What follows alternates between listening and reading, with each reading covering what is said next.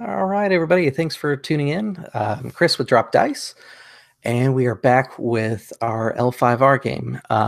Contrary to the last L5R season for returning fans of it, we're not going to do any introductions right now. We're going to kind of jump into the game.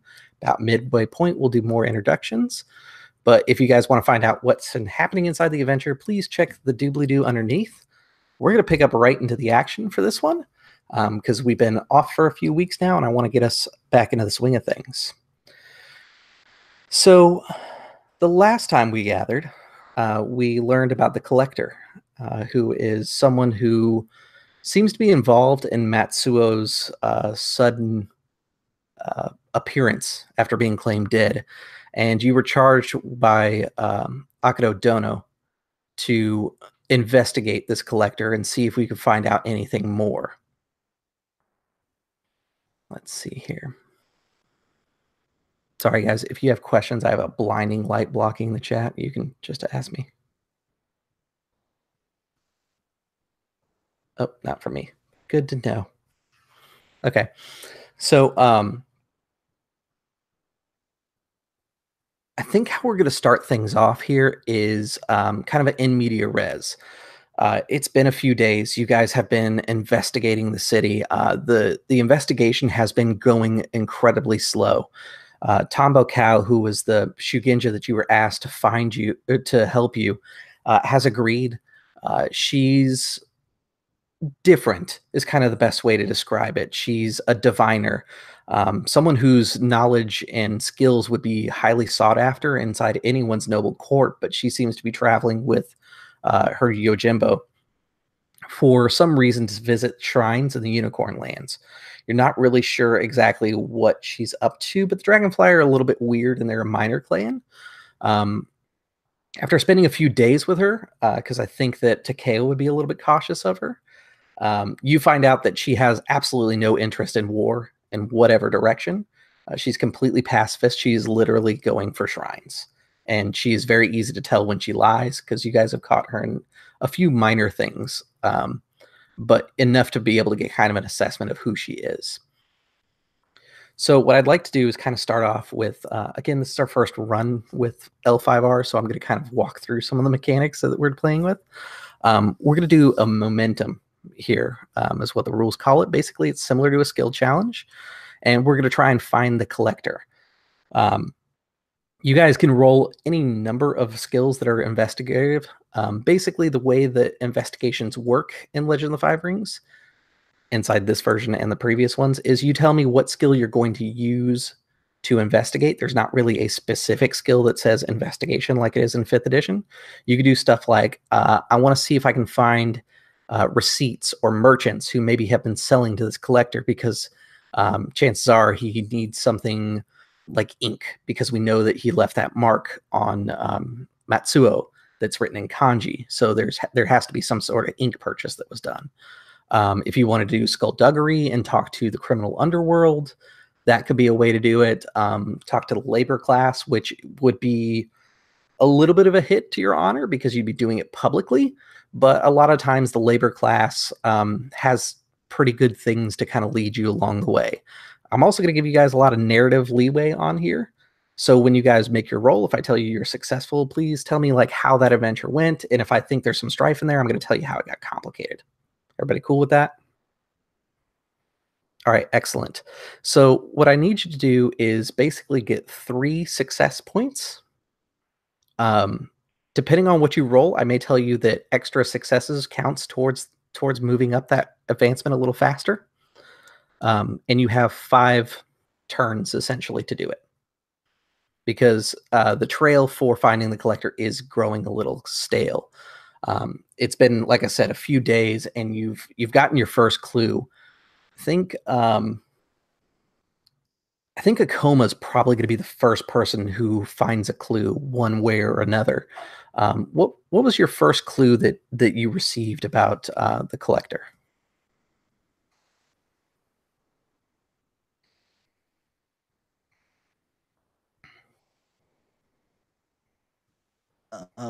First clue? Yeah, like what? Because I assume that you have probably some informants within the city. somebody probably pointed you a certain direction. What skill are you looking for to investigate, and we'll kind of build off of that. I think what he does is he's gonna try to kind of find a mode where he can engage with people a little bit more casually, kind of distract them so that they kind of perhaps give up more than they want to. If it's possible, I'd like to use games actually to basically find people who have less um, specific duty going on right now, challenge them to various games to try to use that as kind of a method to like make small talk around it, kind of gauge people's ideas. Yeah, absolutely. There is the inn that you found, Tombo Kou, the Thousand Notes Inn. It's actually a nice tea house. It's one of those two-story ones where the second story is just kind of a balcony that goes around the inside, and there's this grand staircase. But along that balcony on the second floor, there's several go tables, and this has kind of been a hangout for off-duty Akodo samurai. And occasionally during certain hours, the other classes are allowed to go up there and participate in playing Go. And it's one of those things that during those time frames, you're expected to be respectful to everyone as patrons of the establishment, but kind of the idea of social structure fades back a little bit. It's okay if a peasant wins a match against a samurai. There are certain protections that are there for them. So when And would I you think like kind of to play your games? I think I kind of want to use that protection as kind of a guard, perhaps. Like they feel safer, so they're more open with their speech than they maybe would be otherwise. More willing to give up information because there's less social pressure on them to always for them to conform to. I think I will kind of wait for those hours where basically anyone's allowed to, and hope that the distraction of the game and the relaxation of the social structure uh, loosens some lips a little bit. All right, excellent. Um, I didn't mention it before. If you guys have strife or fatigue from last game, zero those out. Perfect.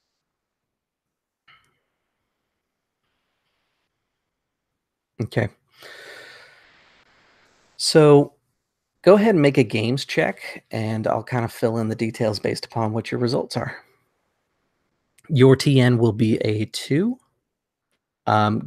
Judging by your experience inside the crowd, though, an earth approach would probably be the best. Or sorry, not an earth approach. A water approach would be the best approach here. An earth approach would be the hardest one. If you choose to use one of those, it does modify that number. So if you go with water, it's actually going to drop down from a TN of I said 2, right? Yes. So with water, it becomes a TN1. With earth, it becomes a TN3. All right. Yeah, I'm actually going with um, air, and I think kind of how that because it's tricking. I think it's kind of tying in people into like goading them in with the game Mm-hmm. to kind of get their mind off of it, and then like using those moments of weakness to like inch information out, and kind of by the time that they realize that they've said more than perhaps they wanted to, they've kind of already been led in a certain path, Excellent. and that is going to be 2 successes, an opportunity, and a strife. Okay. So what I would like you to do is let me see, what is your perfectionism that causes Mm-hmm. you to, which one is that one? Is that the reroll 2 or is that the gain strife? Um, that's the receive 3 strife. Yeah, if I perform a check related to my anxiety. Yeah, I think your anxiety is going to come up here. There's a gentleman that is pushing your game a little bit, and it's sloppy. He's clearly going into this with a fire approach. He's hyper aggressive. Every time you begin to set up your maneuvers, he smacks down the chip with a nice thud, and it's like the man doesn't even understand how the game is played. Um, So that's going to come up. I think you get a void point for that, by the way. So make sure you add that because your void points did not reset. Okay. Perfect. Yeah. And I think that's the main source of your strife as well, is just this frustrating individual, which you will know as Benjiro. He works the docks inside the city, or excuse me, not the docks, because this is Akodo Shiro Akodo. He works the trading gate. He handles like the caravans. Really, he takes care of horses. So he smells terrible. He plays like a savage. He's quite rude during the whole thing. He's clearly had too much sake before he even started the game. But thankfully for you, he had too much sake before he started the game. And he begins telling you about there's this this strange caravan that came through not too long ago, about a couple weeks ago. It was right before Akodo Matsou arrived from the war front. But the thing that he can't shake is there was something haunting and not right about that caravan. The horses themselves felt like they weren't alive, like they were things, is kind of the best way he can describe it. And then he kind of shakes it off and he goes, forgive me, I've had too much to drink. Lonely nights like this always make me think of good ghost stories. And he just kind of like brushes it off like it's nothing. Yeah, I think there's this point where they're playing, and Ikoma is like an inch away from just like wanting, just being ready to call it quits. Like this guy is just, he's savage, he's annoying, he's smelly, everything that he like hates about these sorts of people, and he's ready to call it off as a lost cause. And that's when he kind of gets into this weird ghost story, this imaginary scenario, or at least he believes potentially. Um, but that's when Ikoma will kind of focus in and seeing some potential in there. We'll just kind of like nod along. I've been hearing a lot of such ghost stories lately. Well, they come and go. It's the time of year. As fall approaches and winter, with it comes ghost stories. I've heard that the stories they tell in Akodo Shiro during winter are actually quite magnificent to listen to, even if they would scare probably me out of my own wits. They do have their skill at spinning tales. Oh, mostly what they are. He'll kind of like shift his eyes down. Mostly, I'll kind of emphasize. Yeah, and you're gonna notice that when you say mostly, he kind of fidgets a little, and then he reaches across the table to where the tea stirs are, and he picks them up and he rearranges them, but he does them rhythmatically. Like he moves one to the center, the one that was in the center to the outside, and then he does this pattern 3 times, and then he goes back to doing what he was doing. With your observation, you can tell that he's kind of a superstitious man.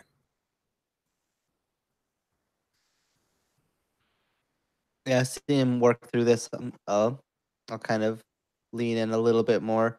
Um, so tell me more about these horses, these feelings. Seems Uh, perhaps this was not just a simple tale. he he stops playing and he kind of like scrunches his face like he's trying to think of a way to explain it to you. Um, well, I don't know how to explain it. It's like they're hollow. Horses are like people. When you look in their eyes, you can see something behind it, some intelligence, some spirit. Even some of the ancestors have been known to have their horses with them when they come back to Rokugan as spirits. These horses seem stripped of it. They seem almost base, lizard like almost, is kind of the best way I can think of it. They lack character, feelings. Yeah, and to kind of play in. Ikoma's gonna kind of like take out kind of his own kind of like ritualistic like tapping, as if to kind of play along with this person, and kind of mirror his behavior. Uh, then he'll ask, "Do you know where these horses were going? Where they came from?" The horses were sent away with the rest of the caravan. After Matsuo's return, Lord Akodo sealed up the gates. The unicorn, especially the Moto, are not to be entering the city again. At least that's what he told us. But with Daikoku's blessing, one day the Moto will return with their wealth.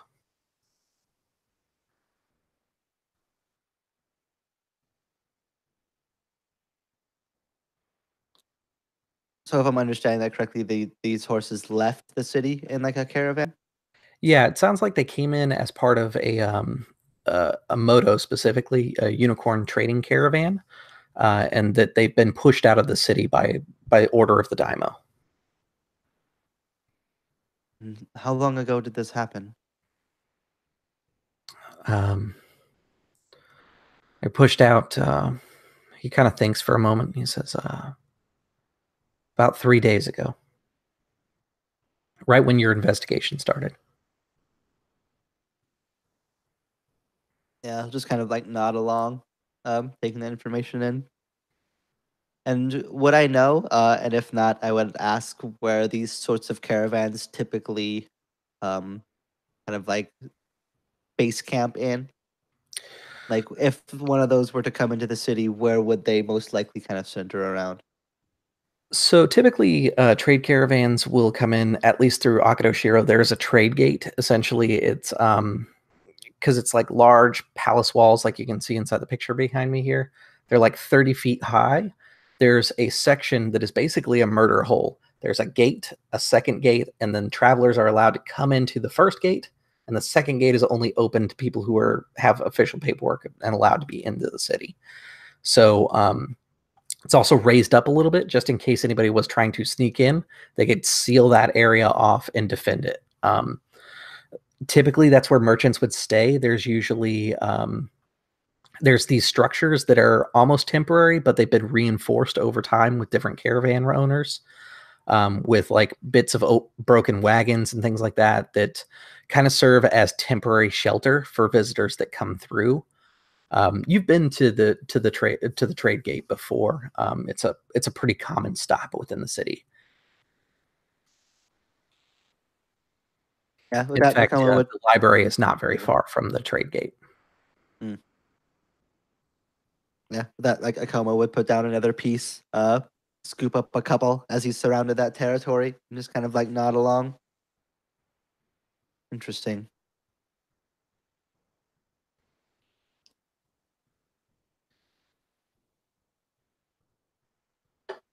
Let us speak of other things. You know, the winter here is actually quite nice. I hope that you're able to receive an invite to court. Summerlands can be, or the Akodo lands can be quite temperate during the winter, at least better than the crane or even the crab.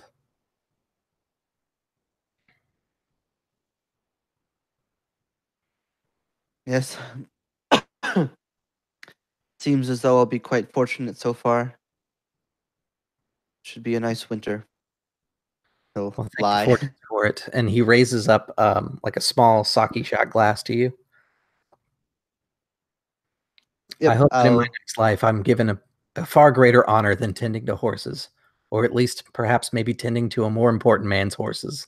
And he starts laughing like a deep belly laugh, and he throws back the drink. yeah.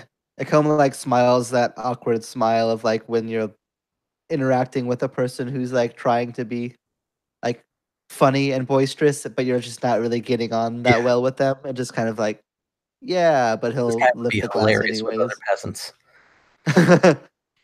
Yeah, it's more of something that he has to stomach than something that he's Mhm. genuinely enjoying. So he'll raise the glass and give a very fake smile, and a forced laugh alongside this person before putting the drink back of his own, and just kind of nodding.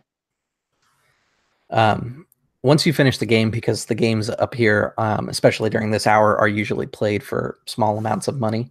However, because there are samurai present, nobody actually exchanges money. They exchange little red envelopes like you would for New Year's. He takes out a small envelope, puts it on the table, and slides it to you as the victor. I think I've had enough for the evening. I should be off. And he gets up and he makes it about 2-3 steps, and you can see him like firm grip the railing as he slowly oozes down the staircase. Akoma will just slide the envelope towards himself, sliding it in with the rest of his things It's before a few standing up. It's nothing really important to notate. Yeah. He'll slide it away, regardless, and much more gracefully make his way out for the evening.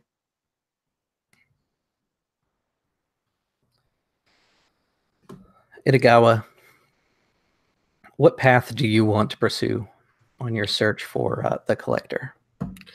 So perhaps following the lead of Ikoma, could Itagawa head to this trade gate and use his command skill to hopefully reason with one of the merchants there and ask if they've seen any other signs of this haunting caravan, and maybe use his authority, his authoritative stance of being a Yojimbo of one of the Akodos, but instead of like using that as like an intimidation kind of thing, reason with him that we're here for official business from Lord Akodo.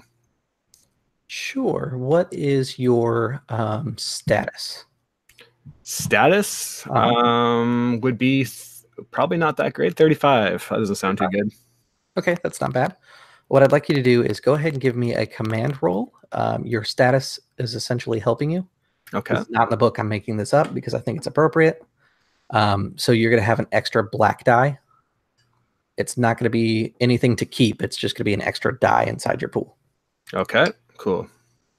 And I think the diviner is going to come with you because there's something about the weird, like haunted horses thing that's drawing her there. So she's going to actually provide you skilled assistance. So you'll have one die that's white added to your pool, and you get to keep an extra die.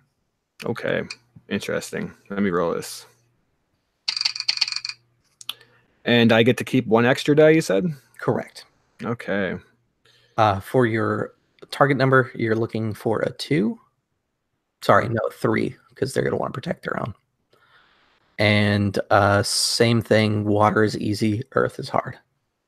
Okay, I am going to take the earth. So that increases the target number to what, sorry? A 4. A 4? Mm-hmm. All right, then. I did just... Oh, that's an exploding success. I have 2 exploding successes, so maybe I'll just re-roll those. I was going to say, keep in mind, if you have multiple exploding successes, you may want to explode one of them first. And see where that leaves you, and then start exploding the second one. So right now I am... Actually, I don't even need to... I might as well just roll 1. So 3 strife right now. And then... Why won't that re-roll? Sorry, this app's fighting me right now. No, it's okay. Come on, you can do it. All right, there we go. So yeah, that does put me at 4 successes and 3 strife, only because I'm allowed to keep an extra dice. Okay. So it's the first time this has really come up for you since being in Akodo Shiro. Usually because you've been traveling with a Ronin, it doesn't come up terribly often, but people instantly recognize that you have this noble blood running through you, and they seem to be more helpful to you. Your blessed lineage is available if you'd like to use it to re-roll dice. Interesting. No, Okay. Yeah. Either way, they're still going to be like super respectful to you, and it does kind of sway them a little bit. Yeah, absolutely. And I think that would the strife would kind of show that almost by Itagawa being momentarily catching himself being like bashful almost, because he's not really used to that kind of respect. So he has to catch himself a couple times, and luckily he's a tall man that's always wearing his mempo. So although his facial expressions doesn't necessarily show, he's actually maybe being a little bit too thankful. And how much strife was it? You said 2? 3. 3. Okay. The what you end up finding is there's a group of merchants that are very obstinate at first, and they're super respectful to you throughout the whole thing. It's very like they're buttering you up. They're like, "Of course, my lord," and they're looking into it, and then they stop your conversation to have a question, to ask the Tonbo a question. They are asking her about like defining the future, and she keeps saying that she sees shadows in the water, and she's looking at like these puddles of mud that are in the trade gate, like she's looking for something. She's been an odd character since you've seen her, but you've grown up to protect Shugenja, so you like in your heart know that even though she's odd, there's probably a reason for it. And the merchants that are inside this group, they tell you that they are with the Yasuki Trading Company. So they are from the Crablands. And after a little while of talking with you, they finally kind of give up a little bit of information. They say, yes, the moto caravan was here not too long ago. There was a young man that I think hired the caravan, but he did not go with them as far as I saw. He may still be in the city. Moto Hidomaru. Kind of a young, slender man. And when he was hiring this caravan, did he say where he'd be staying in the city? No, he said that he lived here, but we did not ask where. The Moto family and the Yasuki are a bit at odds this year. Our trading relationships haven't been the greatest in the past, but with the unicorn starting a war with the lion, it does not profit either one of us. Regrettably, we got into a shouting match and even exchanged a few blows. But I'm sure the Moto will understand that they don't belong here any longer. Akodo Dono has made that very clear. And do you know why this is? Why they're not welcome? Yes. Well, with the war coming, I'm sure that Akodo Dono did not want any lingering eyes within his walls. The word is that, well, I'm sure you already know, and he kind of leans in coyly. Akodo Dono plans to strike out at the unicorn and take back some of that lost land in the spring. Taxes have been changed, and he's been ordering more food from the other companies like mine. War is coming to this land.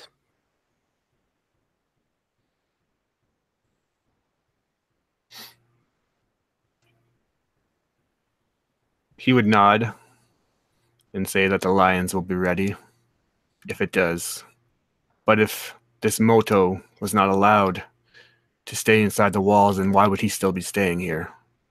Surely someone must have seen where he would be staying, no?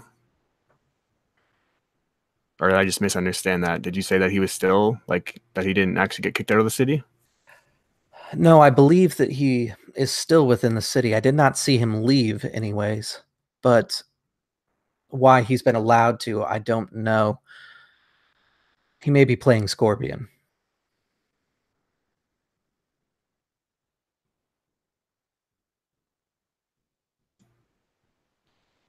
Playing Scorpion, you say? Taking a disguise, hiding underneath the cellars of some building. Right. Would you know of any other people that he associated with? Maybe a friend? I don't know if I would trust him, but when he was in camp, he said that he once served Akodo Dono himself. but Hitimaru said this. And that's the Lord of that's a Daimyo? yes. Okay. Anytime I say dono, that's the Daimyo that I'm referring to. Okay.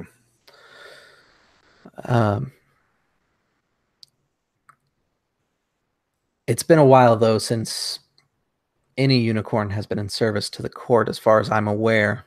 So I assumed him to be lying.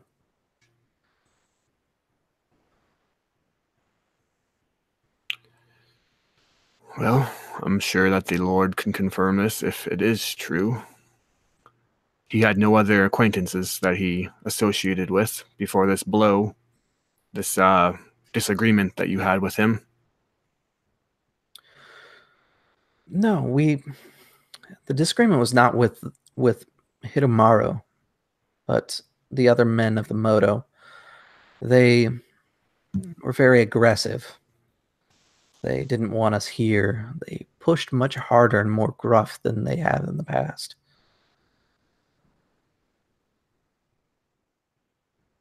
It would be... And he kind of cuts himself off. Forgive me, I'm speaking out of turn. There is no worries. You can speak freely in this moment. I'm here only to understand what is going on. He kind of looks around and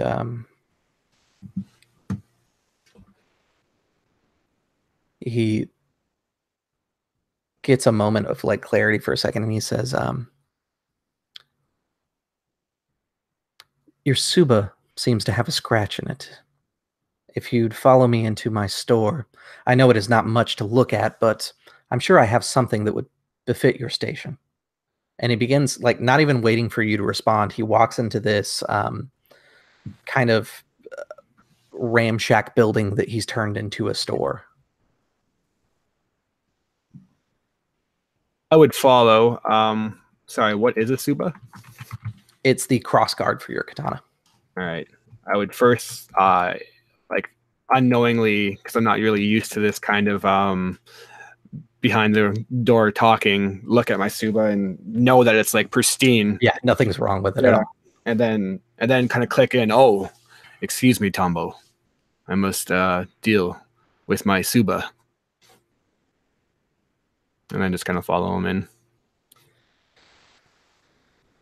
So as you get in, there's this kind of strange smell that floats inside the air. It's very earthy inside here.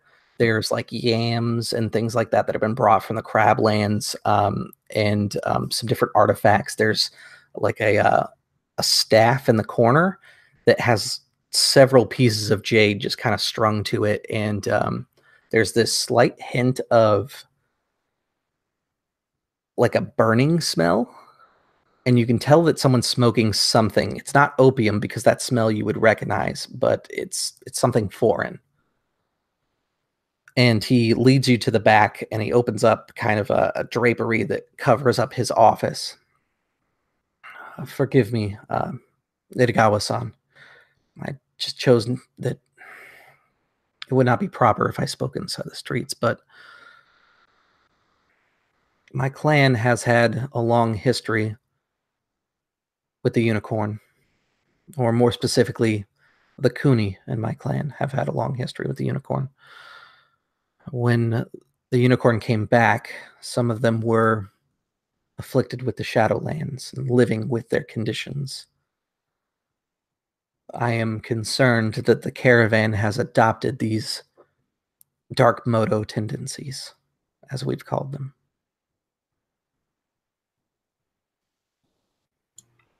And where do these concerns come from? The men we fought with, they had black veins across their face, spidering out from their eyes. It's the same sign that we see in men that are about to become lost at the wall. Now, mind you, I've done very little service at the wall, mostly running supplies back and forth, but they shouldn't be this far north. I've sent word to the Kuni already.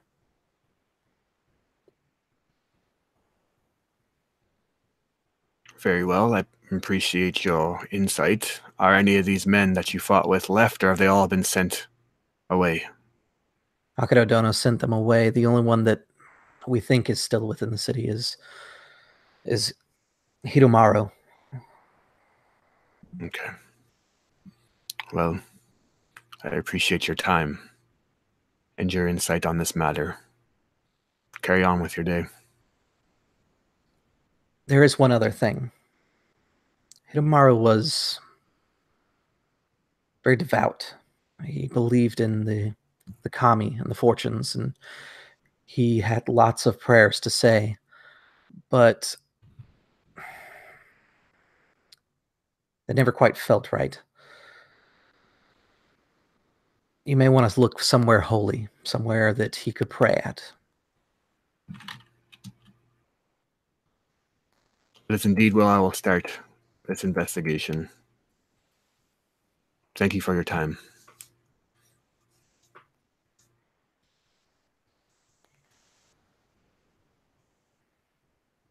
I think that takes up that whole day's worth of investigations. For Takeo, I think your day has been mostly fruitless. We'll get your roll next after this for the following day. But I think today's activities hadn't really worked in your favor. This gives you a little bit of time to go over everything that you've discovered. Takeo, now that you've gotten this information, what do you think that Takeo's next step is? What is his path to discovery? I think that it was mentioned that this what was the name? Moto Hitomaru. It was mentioned that he met with my father, but I can't really talk to my father because I'm not supposed to be seen with him, and I probably shouldn't be allowed in the palace more than having received those orders or if I'm summoned. So I think I would search out Senzo, who has been with the family forever, so he would know, and I would ask him for sure. Definitely. You kind of think about it. Senzo's been with the family at least as long as your family Karo has, which means that he was there before you were born. The Karo and Senzo, you think probably were in place before your father took over as Daimyo, actually. They're both very seasoned men. You send out word to Senzo to meet you, and he'll meet you at, there's a small dojo that's actually just outside of the main keep. And that's where he'll tell you that he'll meet you. It's almost like a Brotherhood of Shinsei type temple, but a very small one. There's a small wall that's around it. There's a courtyard where students practice, and then there's the actual dojo building itself. Okay. You said dojo, and I was like, oh, wait, hopefully it's not Kensei dojo or something. That'd be terrible. They would not want to see me there. Yeah, okay. There is one here, but that is not the dojo that I'm speaking of. This is actually, for sure. This is actually called the Dojo of Lion's Pride. Or Lion's Pride Dojo, actually, is the way it translates. Okay. Well, if you told me to meet him there, that's where I would go. I would make sure that I was punctual. I mean, if anything, I have my pride in that. So I would make sure that I arrive. I do him that courtesy to be there on time, if not a little bit early. And if he's already there waiting for me, I would kind of just like nod to him as I approach. When you arrive at the dojo, it's been a long time since you've been inside the city. This dojo is actually fairly new. Since you've left, this has been built. It's a Matsou dojo. Inside here are women who are training to become Matsou beast masters. So there are lions that are actually free roaming inside the courtyard. When you go to the gate of the dojo, it's actually protected by two lions that look you over before you come in. And there's like this moment of assessment that goes on between you and the lions. After a few moments, it seems like you have been given the nonverbal cue that it's okay to enter. Once you make it inside, there's the Matsou sensei who takes you into a smaller meeting room. And a few moments later, Senso will arrive with the sensei. Senso turns to Matsou sensei and bows. Thank you, my friend. It has been a pleasure seeing you again. The old woman just kind of smiles with kind of this coy, almost schoolgirl look, like there used to be something between the two of them. and she's still kind of charmed by him. Okay. Matt's A little blush kind of like momentarily. Like he'll blush momentarily in front of you, and then he'll take his seat at the kneeling table with you. I think Takeo would be kind of like fighting a grin. Like it would be like that moment where it's like not necessarily a grin, but kind of like a little smirk. As he kind of like sees like the embarrassment on Shento's face, and I kind of like look at him with this little grin, not say anything. Takeo-san, and he bows, just like a head bow. It is good to see you again. I'm glad to hear that you need my help. What can I provide assistance with? We have been looking into the thing which Akodo-dono has asked of us, and our trail has led us to a name, a person. Moto Hiromaru. I don't know if you know him. A thin fellow, younger apparently, managed to stay in the city while the rest of the Moto were cast out. He kind of furrows his brow as he hears the name, and he's listening to you. He claims, or claimed to some of the other merchants, that he once met with Akodo-dono, or was once. The details are vague, but at least had access to enter the castle. I do not know who he is or what his purpose may be, but do you remember such a man? And I would explain him the best way I can.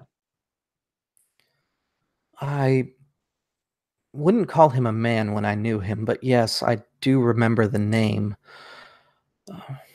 Hiromaru-san was a childhood friend of your brother's, actually. Probably before you can remember. He kind of like bites the words back. He was a political prisoner from the Unicorn. Your father took him in to provide a plaything for your brothers. He, I think, could have been a shugenja if given proper training, but your father would not allow him any sort of schooling. He picked up some courtly skills, but I don't think he made anything of himself. Not too long after your duel, and he kind of cuts himself off. Well, after the incident, Hiromaru disappeared. We assumed that he ran away in the confusion that was caused with your exile. But every time we checked with the Unicorn, it didn't seem that he returned there. I assumed him to have been picked up by Yakuza or, frankly, anyone else.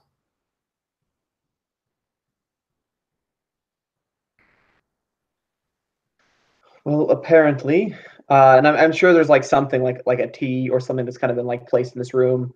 He kind of be sipping at it. Mm-hmm. He is in the city. He was seen and got into a bit of what would be the word for it? An altercation with some of the other merchants.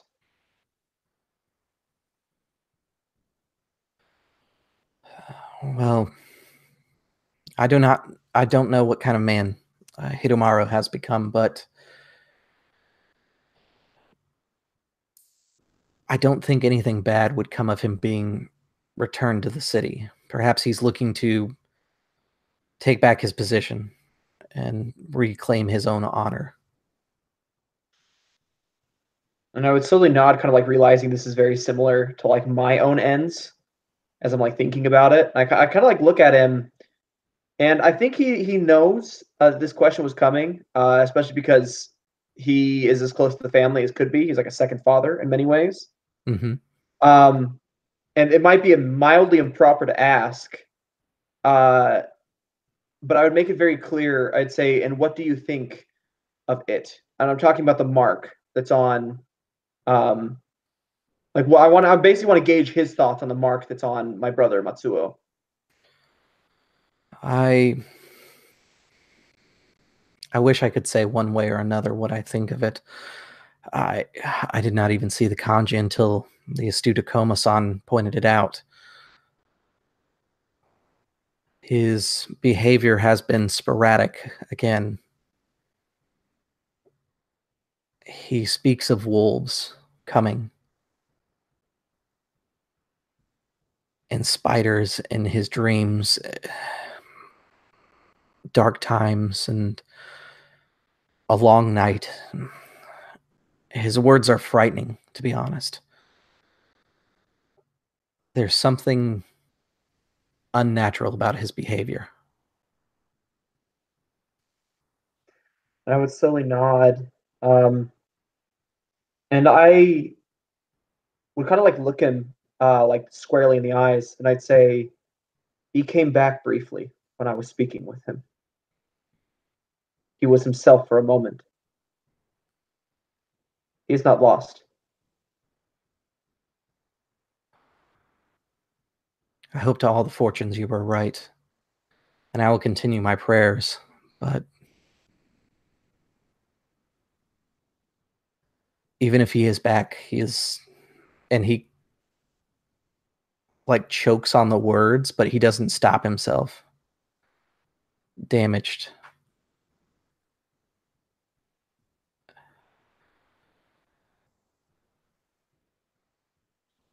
He was my charge as he was yours, and he was my charge as you were my own, and your brother. I am a Yojimbo without purpose. I am delighted to see him returned so that I can have a purpose again, but I don't know if that's him anymore. If it's okay with you, I would like to try and maybe do like sentiment, like to kind of like ease him, and kind of not necessarily, but I'm going to ask a favor of him. So I want him to know that like this is kind of from a sincere place. So I want if it's okay with you, I want to do sentiment, maybe fire, like to theorize. Okay. Like to kind of to suggest an idea, basically. Yeah. Okay. What am I looking for the successes? So this will be part of your investigation. Essentially, this is going to be your roll for it. I'm looking for a TN. Really, it's a TN1. So Earth makes it harder if you choose Earth, but you already are interested in fire. So yeah. So I'm going with fire. Multiple successes will matter, but you guys really only need one more success. Okay. So I'm going to take. Okay, so I rolled. I'm going to take. I have an exploding success that I'm going to re-roll. Okay. Okay, so that's 3 successes and 2 strife. And basically, I'm going to lean kind of forward and say, I got an opportunity too. Okay. So I'm going to kind of use, what's it called? I have that one ability that I picked up, the new one. Give me a second. It is Shallow Waters. I want to use that opportunity to figure out one of his either desires or like worldly, like an item that he wants, or like something that he hasn't experienced yet. Essentially, like, so what is he looking for? It tells you his Giri, right? If I get 2, I can tell his Giri. Okay. Or his ninja, not his Giri. Okay. So you got 1, which lets you know one specific thing that he desires. Yeah, one specific thing that he like wants, essentially. Marriage. Okay, interesting. And so I would kind of like lean forward, and kind of like almost like a beseechingly, like kind of like put my hands like on my knees. I'm sitting Seiza, and ask him to make sure that if there's anyone who is not collected, because he's heard the name, that it is not my father. And I'd say he might not accept me anymore as his son, but I still care for him. And I'd kind of like bow my head as if this is like a humble heavy request. Because at the same time, like I think it might be considered uncouth to suggest that he's not capable of protecting himself. But I'm kind of trusting that Senzo kind of will understand my meaning. Yeah, I mean, you gathered from what you got. Like, it's not just the concept of marriage; it's like family. He wants belonging in a familial sense. So he doesn't make a scene of it. He doesn't do anything to draw attention to this. So there's not going to be any loss of like honor or anything like that right now. He kind of nods his head slowly and he says, I'll ask around. I'm sure that we will find something. Mm. And would Senzo have been the okay? Might be, I don't know if you've thought about this yet, but would Senzo have been the one that sent the person with the sword to bring it to me, the sea katana? Yeah, I like that. I would say, I guess what would be the name of the man who he sent? Thank you for sending Hitomo. Kind of like quietly, like, because I'm sure if my dad knew, my father, that he would be furious. Yeah, he Senso has always carried a Tessin with him. And it's the lion style Tessin where it's like the big paddle almost looking fan. Mm. And as you say that, like he pulls it off his belt and holds it up, which you've always known as the like that's the high sign for be quiet. Yeah, and he would just kind of nod, but he had to say it because essentially, like, this man has been like a second father to him. And he would say, "I will do everything I can to restore Matsuo." Of course. I have work to do. Forgive me for my departing before tea could be enjoyed. But the sooner we get to this, the sooner we can find out what Hidomaru has to do with anything, if anything. He gets And up. I would nod and say, "Please have the guards keep an eye out for this man."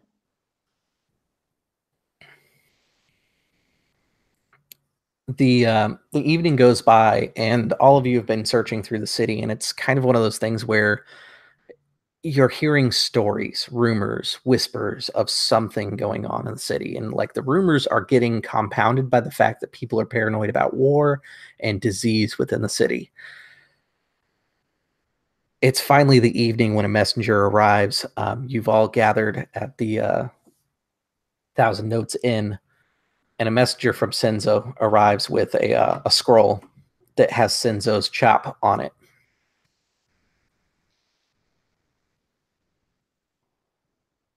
The seal is unbroken.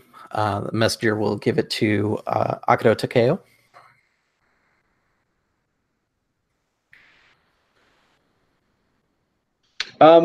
Would the messenger have already been paid, or does he stay if he's like expecting payment or like a reply, basically? No, he is a messenger that works within the city for the royal family, so he is supplemented.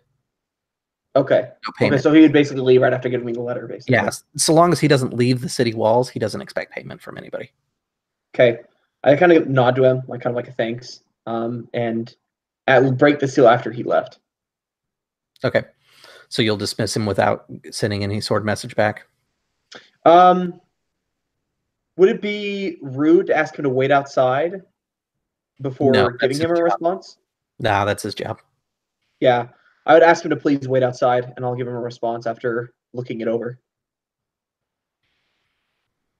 Tonbo Kou will close the doors because there's these booths that are kind of like there's the bar on one side for the Thousand Petals Inn, and then there are booths on the opposite side that have these shoji doors, but they're not rice paper. They're wooden doors, and they're kind of heavy. It allows privacy. You know that the Thousand Petals Inn occasionally has less than reputable people that are customers here. So that's one of the things that the owner does for her guests. Tonbo Kou will actually reach over and close the door. Her bodyguard, which is Tonbo. Now I'm forgetting the name. We're going to call him Abun because that's an easy name that I remember.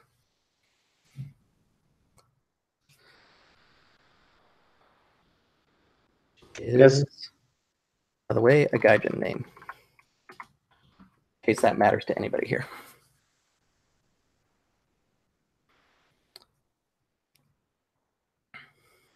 So once the door's closed, and I guess the Yojimbo's watching the door, like standing outside to make sure no one, like, you know, listens in or something, or what's going on? Yeah, he'll stand outside the door. Yeah. He really didn't want to be a part of this investigation. He's just doing it because Tonbo Kou seems to be entranced with the idea of what's going on in the city. Okay. Yeah, so after he stepped outside and like kind of the door shut behind him, I would kind of crack the seal, popping, this letter open, and reading its contents.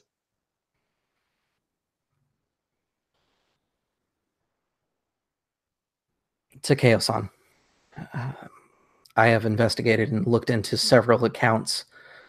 There seems to be a common theme among the people who have shown the conditions that we see in your brother. They all have bruising that goes away within one day, your brother being the exception. But it seems the idea of spiders seems to be recurring. They see them in their dreams. They feel like something was walking on them. So be wary. We found Moto Hidemaru. He's outside the city, inside the peasant fields. There's a small shrine that was once dedicated to, let me find the god real quick here, Agashiko, which has fallen to disrepair. Agashiko, by the way, is the fortune of simplicity and reflection.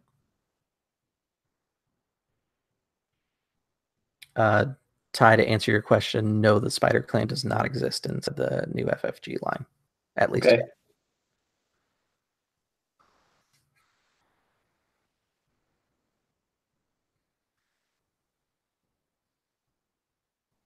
So that seems to be where Moto Hidemaru is hiding. And the god's name was Agashika, is that what you said? For the fortune? Yeah. Agashiko. Agashiko. Okay.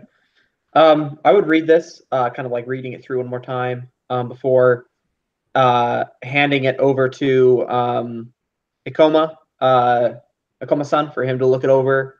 And then I'm just kind of trusting they'll hand it to Tambo and then to or Itagawa or whatever, in whatever order they want to. And I kind of just like sit there like thinking that is very interesting for this man, Moto, my gosh, Hidemaru, to be in the city, but like not in the city. Like he's kind of hiding out in like a shrine on the outside, like the outskirts, right? Is that what it was? Yeah, there's the major wall to the city, like kind of that wall. Yeah. Just past that, there's a bunch of peasant houses and some rice fields. He's in a shrine that's out there. Yeah. Okay. Interesting. But so he's not technically in the city because he'd still have to get through a gate then, wouldn't he? he would. If he has a good disguise or false papers, it's not unheard of that people sneak past borders and block and guards. So yeah, so I kind of wait for everybody to read the paper then, or the letter then, before I ask their thoughts. When Tombo hands it to me, what does Tombo look like actually first? Chris, can you explain that? she is like a hauntingly beautiful young woman. She is about 19 years old with like just perfect complexion and long black hair that's tied in an extremely low ponytail with a paper bow. She wears gold priests like sanctified robes with a mon of a dragonfly on her back and a small peaked hat.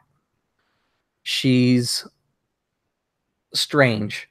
In fact, she will let you read the scroll first, because when she gets it, she starts putting her fingers on it, and she's like touching certain characters and then moving her fingers to touch the other ones. She's very tactical about how she's going about this, and she's seems to be absorbing something that you as Bushi and Shinobi just don't understand. Yeah, and as I hand her off the scroll, I imagine it's one of those kind of situations where it's kind of awkward because she starts doing that like right away, and then I'm kind of holding it, then I almost drop it, and like we bump into each other. And if it's appropriate, I'm not sure if this goes against like the authoritative, how am I supposed to address her, but I would say, Tonbo-chan, I'm sorry, should I hold this for you? She doesn't seem bothered by it. She says, unroll it, and she's got her fingers, and it's like she's playing piano almost, like she's touching, and then moving down further. And then she takes a finger on a spot that hasn't quite dried from the initial ink, and she draws a, I forget what they call it. It's the Japanese like perfect O, which is actually the success sign. And she looks at it, and she takes out a few more, like her own ink. She's got pre-wet ink that's of Gaijin origin, and she dips a foxtail brush inside there, and she starts tracing some kanji, and she begins chanting a prayer. Staring at her kind of like quizzically, and just wait for her to essentially look like I can speak to her, because in my mind she's doing something like deep and powerful right now. And I'm standing there like awkwardly holding the scroll, waiting for her to finish her whatever ritual it is. There are very few rituals that Bushi really understand. You have an advantage being a Shiba Guardian. This one you recognize. She is communing with the spirits that make up the paper, the water and the ink, the fire that is waiting to consume the paper, the earth that created the tree that makes the bamboo casing that the scroll is wrapped around. She says, after she gets done, she looks up and she says, they are ready to speak with us. Do we have any questions that Senso-san could not answer for us?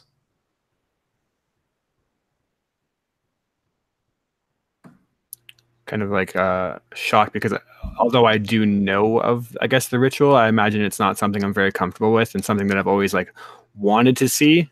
So do the spirits speak to you, Tonbo-chan? They do. They will answer 2 questions for us. I would look to Akodo and Akodo-san. The spirits are speaking. Let's think wisely about these questions. So if I understand correctly, they're going to answer questions about like the contents of like the letter, or about like whatever we want. What is it? Ask Tombo, because I don't want to answer that as the GM, because your character really wouldn't know that answer. Okay. I would look at Tombo and I'd say, and what kind of questions can the spirits answer? Spirits can answer many questions, but these ones specifically can answer questions about the man who wrote the scroll, where the scroll is from, what the scroll desires even, the inks that were used, the person that purchased the inks, how they traveled here. Can answer any number of questions. It would be like asking for your own personal experience. And I'd kind of look over at oh my gosh, Ikoma-san, and I'd say, what would you say the odds are that the ink shares an origin, perhaps, with the kanji?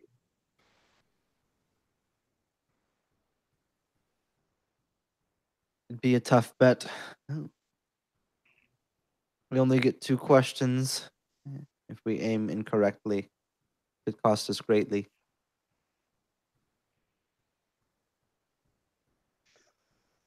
Seems potentially like too much guesswork to rely on. I kind of slowly nod. Asking anything about the paper would prove fruitless, I believe. Asking anything about Senso as well. He's been loyal to the family forever.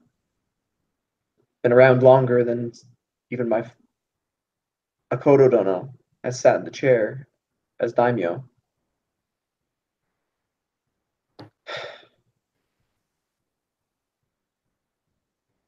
And I kind of look at Inigawa. Oh, sorry. Entirely. Just because he is loyal to the family does not mean he's always entirely truthful or entirely forward with everybody. If it's possible that he knows more than he's let on, or that there's intentions drawn in, even if he might not know them, the spirits can know them. They provide us information. Tombo seems almost excited by discovering secrets. She says, we can ask the spirits and they will let us know what they know. I can't guarantee that they would know everything, but perhaps they know some sort of morsel of information. My proposal, and feel free to offer a counter, would be that we ask one question about this Senzo, the author, and one question about the subject, Hidemaru.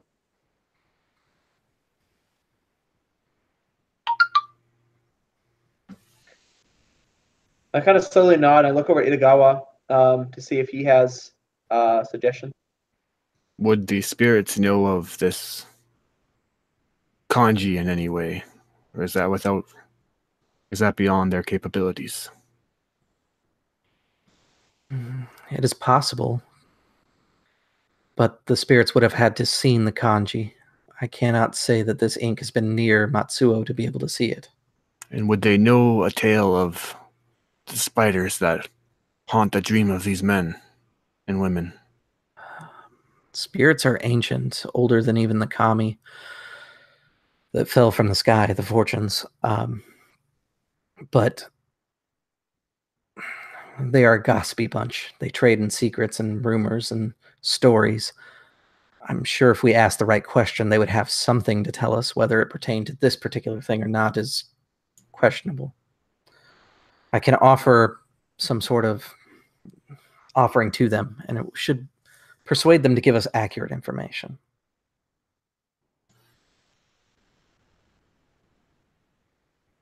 I kind of nod, almost expecting her to just make the offering, knowing that we want accurate information anyways. She pulls out a little vial that she's got on her neck, and she pulls the cork off.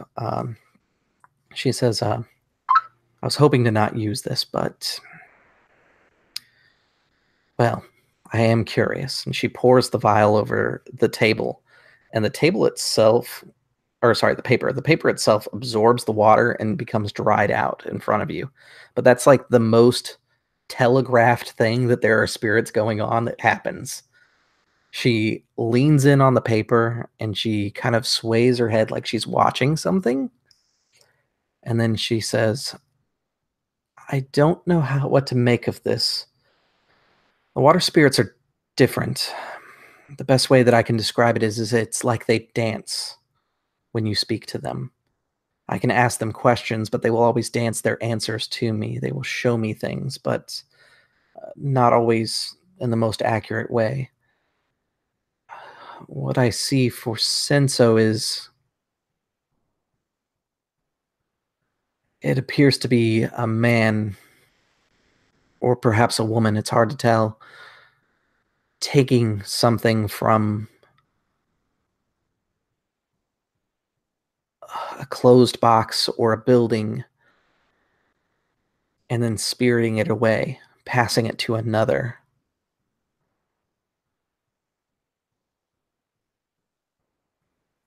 But Senso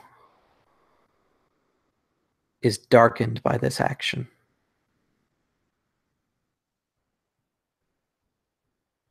She kind of like stops and sits and thinks about it for a moment.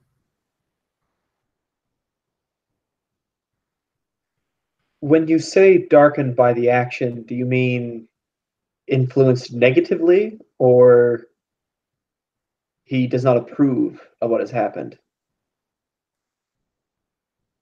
It's hard to say. The way it appears to me is if someone dropped a bit of ink into water, the water changes color and looks darker. But what that darker entails is hard to say. In some cases, though I caution you that I don't believe this to be true, it could mean that someone has been afflicted with taint, or it could mean that they regretted a decision, or that they are doing something that they don't believe in. The darker shade tends to show feelings that we associate with the dark. So, quick out of character cultural question, if you don't mind, Chris. Would it, especially like in like personal company like this, like be like how like disrespectful and dishonorable would it be to like insinuate that someone like him could be acting in bad faith or So with bad because this is a intention? closed room and you're all players, this is how I typically play it. What you say in the confines of your own protected space is yours. However, if one of you goes out and starts bad-mouthing the other in public, then consequences happen. Same thing happens if you're with an NPC in a closed room. Unless that NPC does something that would negatively affect you, there isn't going to be a loss of honor or status or anything like that. Okay. This is the appropriate venue to have those discussions of, are we sure he's loyal? Okay, yeah, because that was kind of going to be the insinuation. The And only if I didn't want to say it, consideration and you then might have have it be is Tombo, who is an eccentric weirdo, as far as you guys know. But she is the kind of weirdo that gets accepted into high court castles and stuff like that. So saying the wrong thing in front of her, she may repeat things along the way. But frankly, she already knows way too much at this point, so you might as well include her in this conversation. Yeah, I was gonna say. Yeah, so Akoma would kind of look over and he'd say, I mean, no direct insinuation, and he'd be looking right at you, Takeo, as he says this. But this darkness could be dark intent of his own, too. While I would cast no open dishonor upon him. Spirits do not lie in such matters. Whether we interpret them correctly is its own thing. It's a possibility we must consider. Tombo nods and she says, yes, the water spirits are notoriously honest, actually. The fire, if you placate them, they will be honest. The air are the ones that you must be cautious of. I think Takeo would look directly at you when you say this, by the way, Akoma. And the fact that he says nothing says a lot. Especially because, I mean, you'd see that he'd kind of be sitting, I mean, he'd be sitting in front of like this, I can't remember what the name of the table is called, the kneeling table, kind of like listening to everything that's happening. And you would see his grip kind of tighten on, you know, whatever he's holding, whatever he's doing. And I think that's as telling as anything.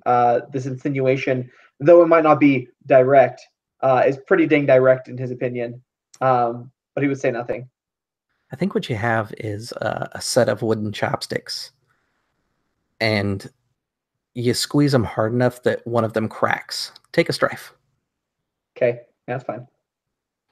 Yeah, so you hear the sound as one of them kind of like bends. I was going to say, and if it's okay with you, Chris, given that I have subtle observer as one of my things, I think that I definitely pick up on this little. Yeah, like you noticed tight. early enough that like you saw the chopstick is going to break. Yeah, you're enough of a subtle observer that you knew when you could have cut off the comment to where he would have known and just not been as pissed. yeah. Takeo would kind of like look down at this chopstick in his hand. It's kind of like bent now, at like maybe like 45 degree, and he'd kind of like frown and like kind of try to play it off. They must use cheap wood at this establishment, and he kind of like sets it to the side and gets a new pair. Yeah, and Akoma's just like not having any of it. Like he'll just look and say, When you're on missions for lords, your own honor is in question. Success is imperative. You must consider all options. Not let your emotional attachment to this man cloud the objectivity of the investigation. And he would kind of like listen to you say this and kind of, respond in his own way, saying the sharpened katana does not always need to cut, as he kind of goes back to eating his meal. But, he leaves it at that. He doesn't say anything more beyond that. Irigawa would kind of interrupt you both and just, gentlemen, Tombo-chan is currently communicating with the spirits. We must not waste her time any further. The last question. Second pair of chopsticks. Just kidding. Yeah, everyone will just nod and say, yes, I believe we have one more question. Focus on this one being Moto Hidemaru, outside of the village, the subject of the message. She looks up kind of glassy-eyed towards all of you, and she says, might I suggest the fire kami this time? We can give away the scroll. Yes, whatever your wisdom recommends. Well, it should So be the fire kami, their goal is to consume, essentially, Yes. like to be placated. Yeah. So she's basically saying that you guys are going to want to burn this scroll anyways, so why not just offer the scroll to the kami, essentially? would it add direction? I don't know. I'm just thinking this is kind of cool if blood was offered too, like if I cut my own hand and drip blood into the flame. So, Or is that really bad? Time out. Let's talk What? about the setting real quick. There's a thing called Maho, which is blood magic. Oh wait, that's blood magic. Super bad. Yeah, you would let's not do that. Think to offer your blood. Yeah, I'll cut Akoma's hand then and drip it over the flame. It's like the dark side of the force is kind of the best way to describe it. It's a cheap, easy way to power, but it's like massively corrupting power. Like once you start down that path, you are basically tainted and falling into darkness. Okay. I'll command Irigawa to do it. He's my Yojimbo after all. Yeah, okay, we'll just burn the scroll then. Yeah, no blood magic. No blood magic here tonight. Yeah, I was gonna say, if you suggested it, Cal would not agree to it, and you would find yourself reported to some Cooney inquisitors real fast. Yeah, let's use some Maho. Yeah, baby. All right. So, what is your next question there? Do we want to know about his purpose, or should we see like how he's connected? Like, what do you guys think? Would they know his purpose? It'd probably be the best bet if we can get away with that. Tombo looks up and she says, they would only know his purpose if they had any sort of direct contact with him. You mentioned some sort of legends that you think may be tied to him, or something that the kami may recognize. We ask about the sort of like spiritual disturbances that have been like kind of connected with that caravan. Absolutely. Some of these weird spirit, like the hollowed horses and kind of the weird ghostly events that kind of surrounded him and his troop. Yeah, absolutely. Maybe also spiders and dreams and the longest night, or the long night that you said was potentially coming. Mm-hmm. She kind of pours herself over the scroll again, and she's moving her fingers along, and then she stops. She says, they're asking for more. They seem to know a lot. What is it they need? I will assist you. They want us to burn the dead. When this is over, all that die, give their bodies to the kami. Is that like normal? Like, do you usually burn the dead? Yeah, it's standard practice in Rokugan to burn your dead, because dead bodies can be raised as zombies. Oda would kind of just say it would be done. But typically when you burn the dead, you're burning them and it's like a cremation. what the fire kami want to cow Tombo to do, or Tombo Cow to do, is once the dead from this investigation are done, collect all of them, sanctify them in the fire kami, and burn them specifically for the fire kami.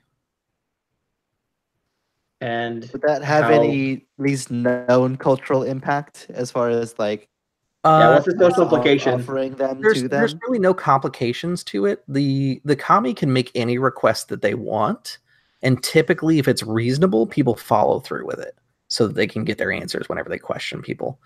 This is a pretty drastic request, but it's not like in any way going to change how the world works around you guys. Basically, they want to bless the bodies by the fire kami before they're burned. That's what the kami are asking for. I think given the potential disaster of us not figuring this out and having it spread and worsen, that's a request that would be easily explained away as necessary and reasonable.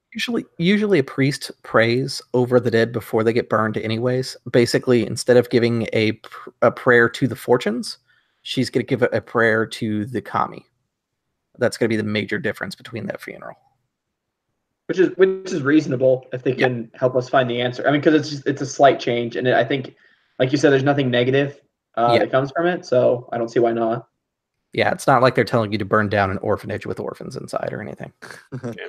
Itagawa would definitely have said that we will do that. We will honor the kamis if they help us. She takes the scroll over to the fireplace and she puts it in. She watches it burn, and then she takes out a small kindling box and she sets it inside there and then closes it up. She'll hand the kindling box to her Yojimbo, Tonbo Kou. And she comes back in and closes the door. Abun just kind of like stands out there with a spear in one hand and this kindling box in the other, quietly not saying a word. She comes back in and she says, the kami seem concerned. They requested that the bodies be burned and blessed by the kami so that they can ensure that it does not come back, whatever this thing is. But it knows that something dark is here. It can't quite tell me what it is. It can't see it. Contact real quick from the GM to you guys. Kami can see spiritual nature. Think of them like a fourth dimensional being. They can see everything in 3 dimensions and 4th dimension. The problem is, whatever this evil thing is, it's like a 5th dimensional being. Like, it knows that there's a problem, but it has no clue what it is.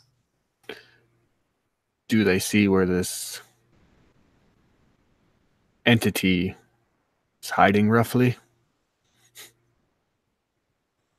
No, it seems to be nowhere. I don't know how to explain it. It would take some time. I would have to do research to be able to find anything that could guide us better than this, but Moto Hidemaru has to be stopped if he is connected to this.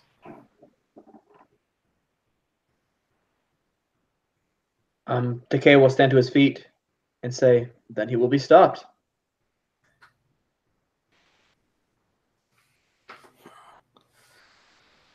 Indeed. Right. We shall go to the shrine of Ashigar. I forget it. Agashiko. Ashigo. Ashigaru. The shrine to the soldiers. That's what you get for trying to pronounce things quickly without thinking about it in this setting. Chico. Yep. So yeah, you can head out. The guards to the gates will allow you passage because of your specific mission, but the city is on martial lockdown, so there's nobody in the streets. And ooh, I have a subtle observer. I'm gonna ask Tombo to come with us if I can. Tonbo Kou. Yes, she will come with. For my subtle observer, you will get a chance at a vigilance. I think that's the one I need. Let me just double check this. One of them is for being caught unaware, and the other one's for being aware. I think focus is aware, vigilance is not. Yeah. That's my understanding. You can have a focus. Everybody else gives me a vigilance for initiative. Oh, Oh. We scrapping? Oh. Yep. Okay, initiative, and that works by you choose your ring, and then you roll your ring, and then you add your. Say what? Keep in mind the ring you choose for initiative is the ring that you will be starting the combat in. Okay, and where do you find the effects of the ring again? What page is that? It's like 180 If something. we're Right? using the character sheet, it should be on there. yeah, it's on the character Oh. sheet. The stances. If you go to because there's the first page is about like your regular RP stuff, and then the second page is about like combat and structured stuff. And sorry, we're using vigilance. What does it tell you? Yes, you're using vigilance. However, our subtle observer gets to use focus instead. Wait, I'm not seeing it on my sheet. Okay. What the stances do? It's on page 2. So there's all your endurance, composure, focus, and then there's the rings. Do you Yeah, I have see. the, like 3-page one that I sent you? No, I bought like the 5-page one because the 3-page one wasn't working for Whoa. me. Okay, the 5-page one, it'll be on the second page then. At the top where your rings are, it should be up there, if I remember right. Let me open up one of those character sheets so I have it here. Because I don't know if I have a. I went through a couple character sheets before I found ones that actually worked great. And for initiative, it's just the ring plus your focus. There's no like skill that's attached to it, or is there? It's going to be your tactics. Tactics. Let's find it here. I don't have. Oh, it's not inside this character sheet. Yeah, I don't think it's on there because I can't find it anywhere. So I'll just try and find the page that it's on. The easiest thing to do is I'm going to send you a link for these little cheat cards that Creative Dojo did. Dojo Creative Design, that's what it's called. I got 2 questions. Okay, never mind. I found the initiative check examples. It's on page 329. Okay, perfect. I was going to say the good thing about the things I'm about to send you is it shows you how you can use opportunities for each element too. So here are... I'm definitely taking a fire stance because my focus is way better than my vigilance.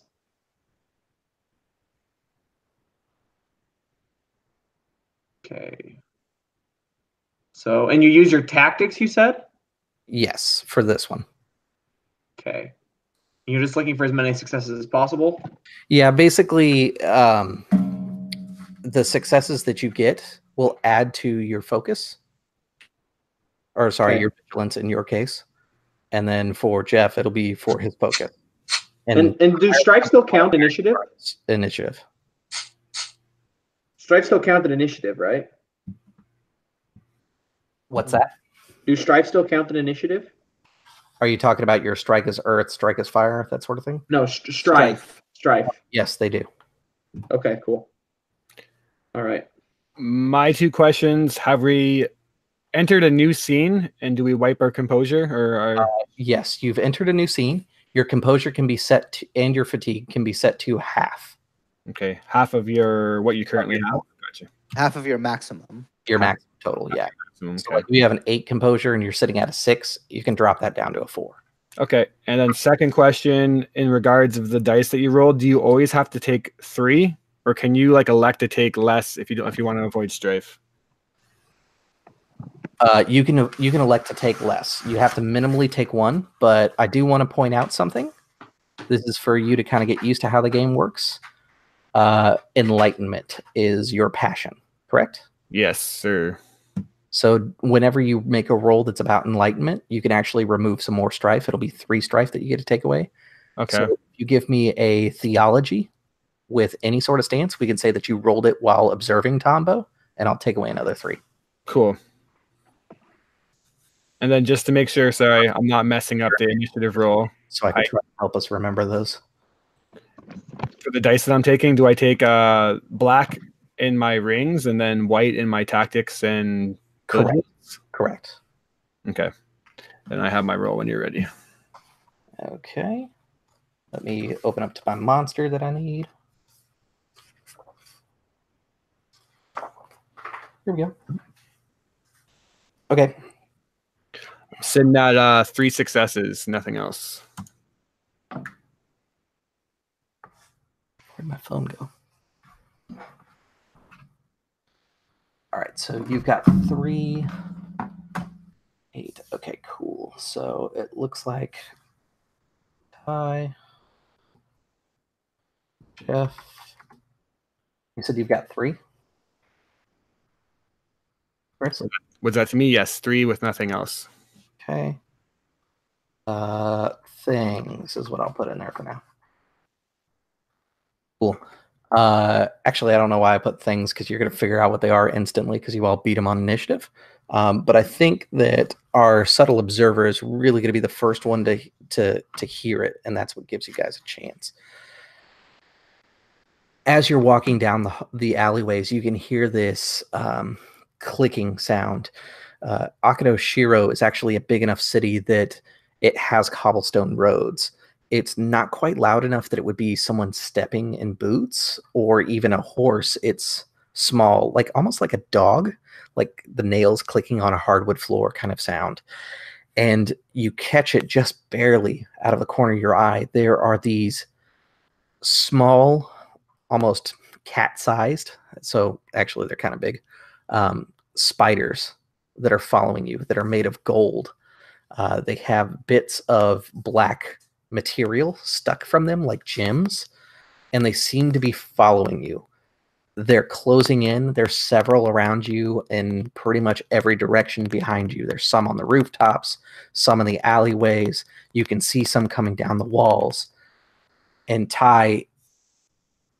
Akodo Takeo feels this slight twinge of his reflexes. Something is approaching you. You haven't quite discovered what it is. And then you wheel around to see this mess. That's when all of you become aware there is about 6 different of these cat-sized golden and obsidian spiders that are following you around.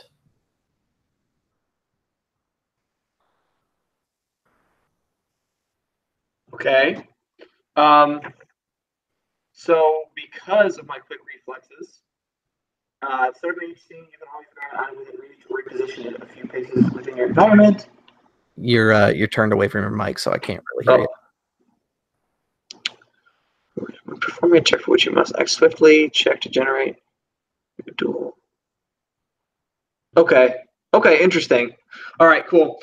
So kind of as I turn and look at these things, because like I'm pretty well traveled, so but I probably have I ever heard of anything like these? Nothing. Never. Are strange things. They feel almost foreign, whether that's foreign spiritually or foreign like they're literally gaijin creations. They seem like little automatons made of obsidian and gold. So they look pretty sturdy then, I'm guessing. No, quite fragile actually, when you look at them. Will such a thing, did it look like my katana would have a hard time, like would they break them? Break the katana? You'd have to find out from taking a strike. I think I'm gonna be careful then. Durable than armor, I can tell you that.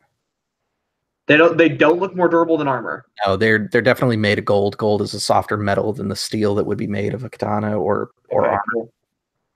Okay, I was mostly worried about the obsidian, but okay, that makes sense.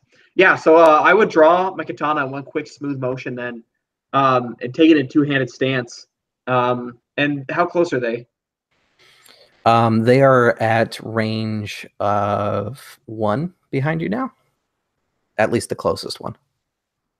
Okay, so I'll turn and I'll step towards them, kind of trusting that my Yoji, because I'm assuming that probably our Shugenja was behind us, so she's closest to them. No, she's kind of impetuous. She was actually in front of you guys. Okay, good, perfect, because we got to keep her safe. So I'm gonna turn around, and I'll just like kind of step towards the closest one and kind of take this like two-handed overhand strike down over the top of it, try and hit it. So I guess let's see. And I'm in fire stance. Okay. Ooh. I re-rolled that. That's one exploding. Okay, so that's 2 successes, 2 strife, and an opportunity. I'm going to use the opportunity to lower its physical resistance. So I should sorry, say what? this. Target number is 2 to hit always. So that's why I'm not saying the target number. I just want to remind you guys it's Okay. 2 when it's melee. When you guys start doing other things, that's when we'll talk about what the number changes to. Okay, so I hit then. And I'll expend the 1 opportunity to lower its physical resistance by 1. Okay, cool. And because of my striking as water ability, and I take 2 strife. Okay. So what does your attack actually look like? Because you're gonna destroy this thing. So feel free to narrate. These Yeah, are so they've got 1 hit point apiece, basically. Oh, okay, cool. So he turns, seeing these things, like hearing maybe the click like a second after, or maybe I guess you're right. It's more like an instinct, kind of like the hackles, almost like on the back of his neck, like a lion, kind of like raised, like he feels it, kind of like sensing something behind him, and he turns in one smooth motion, drawing the blade at the same time. Seeing these things scuttling towards him, he steps forward, and just like one quick kind of like overhand chop straight down. He pulls the blade up before it hits the cobbles and just cuts this thing clean in half. It just like falls apart like a, I don't know, what are those, like those bamboo bundles they test their katanas on to chop through? Yeah, so he just chops straight through it just cleanly. The sea katana just flashing in the moonlight. Yeah, and there's this kind of like metal on metal, like not even like scratching that you get kind of sound when a katana slices into steel. It's almost like it's like ripping through, like bamboo is probably the best example. Like there's the sharp crack as the gold splinters underneath the sword, and this thing collapses underneath. You can see that the obsidian that was there, the black goes away into this vapor in the air. I need an earth save from you. Well, an earth save check, I should Okay, say. just flat earth. I just use my 1 earth ring. Earth fitness is probably the best way to do this. Earth fitness. Uh-huh. I think I have 1 in fitness. Yeah, okay. That is 2 opportunity. Okay. Which I guess I can't do much besides lower my strife with those.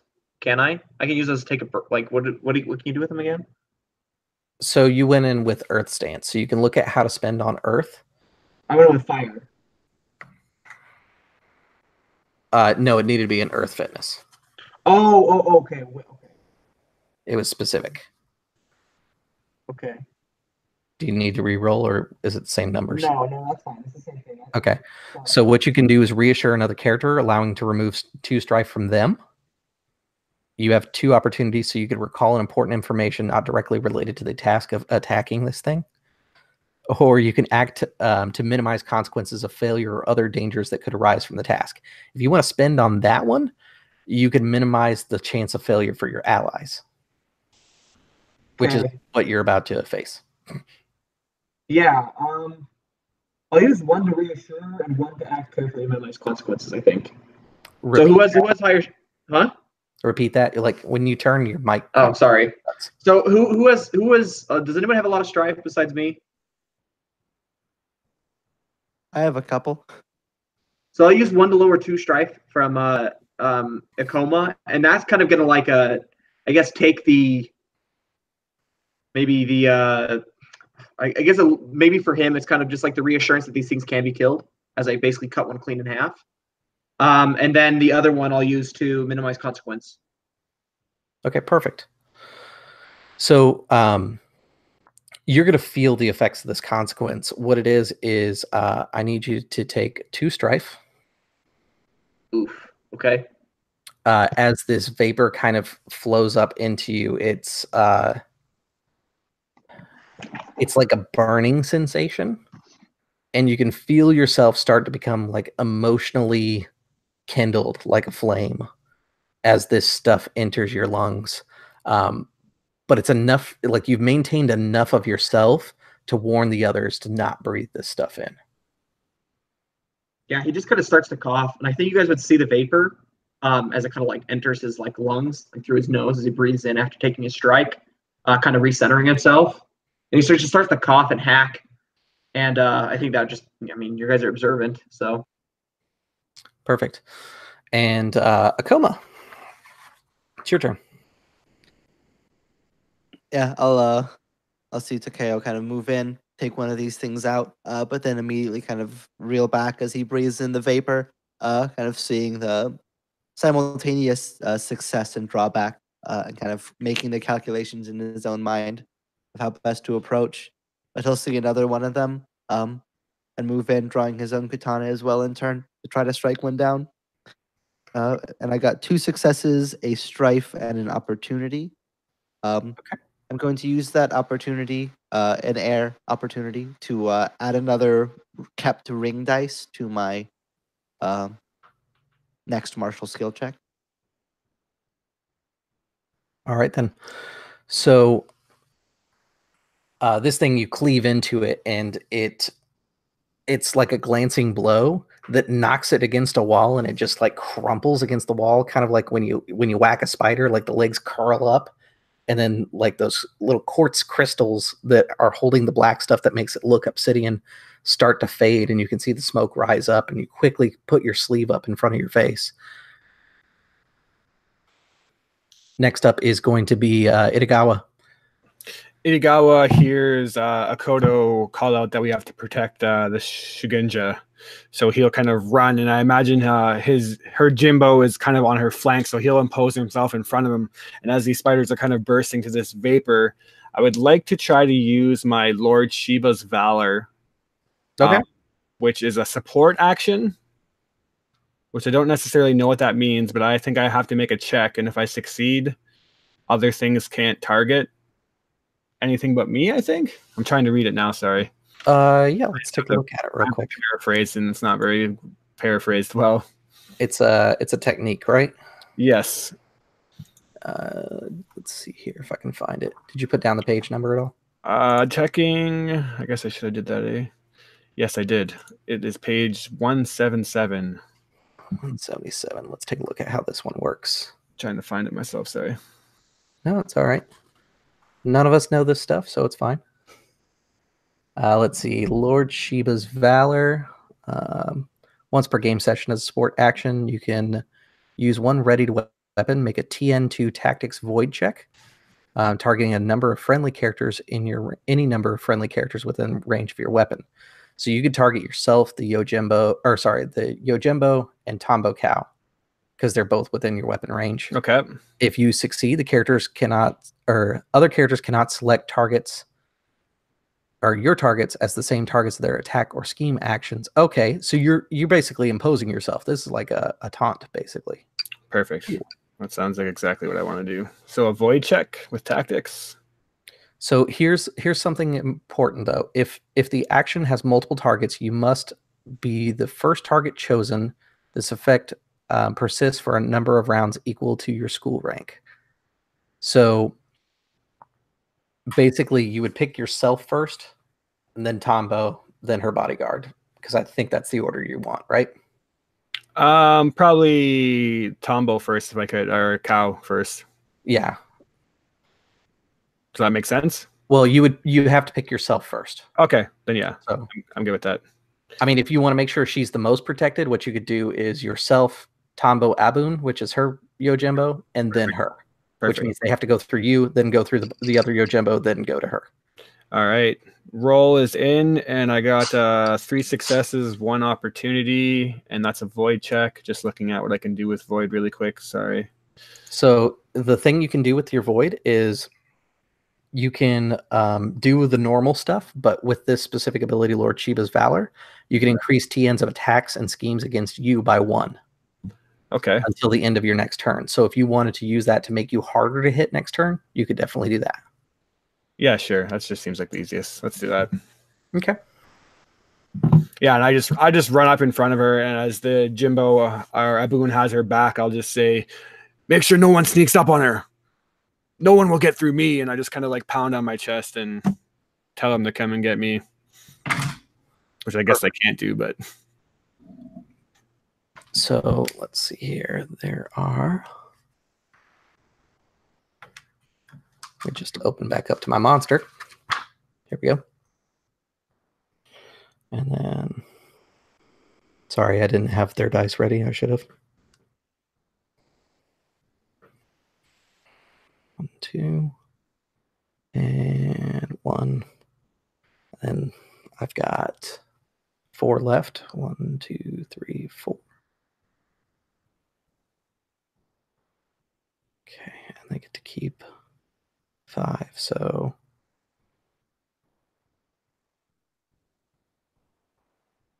1, 2, 3,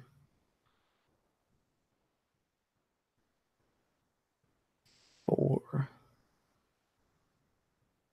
5. Okay. Yeah, that's what they'll do.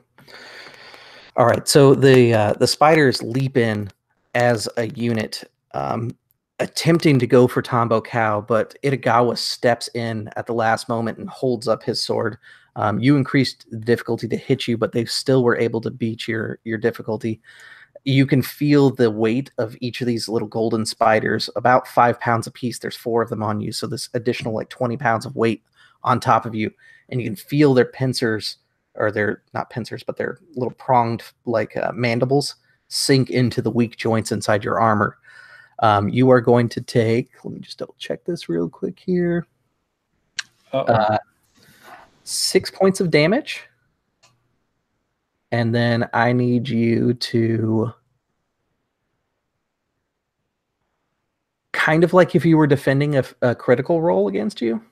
It's basically a critical. It's hard for me to say what it is without revealing too much. I want to reveal it as a shock. So is my Earth stance not you can pick any ring and do a fitness check to resist this, basically. Okay. Just because my Earth stance says they can't use opportunities to do a critical strike, so this isn't a critical? It is not. It works very similar. Okay, gotcha. So just a straight up special ability. Straight up ring save then? Yeah. All right. Well, I'm already in Earth, so I don't think water seems very right. Let's just try to withstand this with a fitness check. Also, okay. So you're gonna do Earth fitness? Yes. Okay.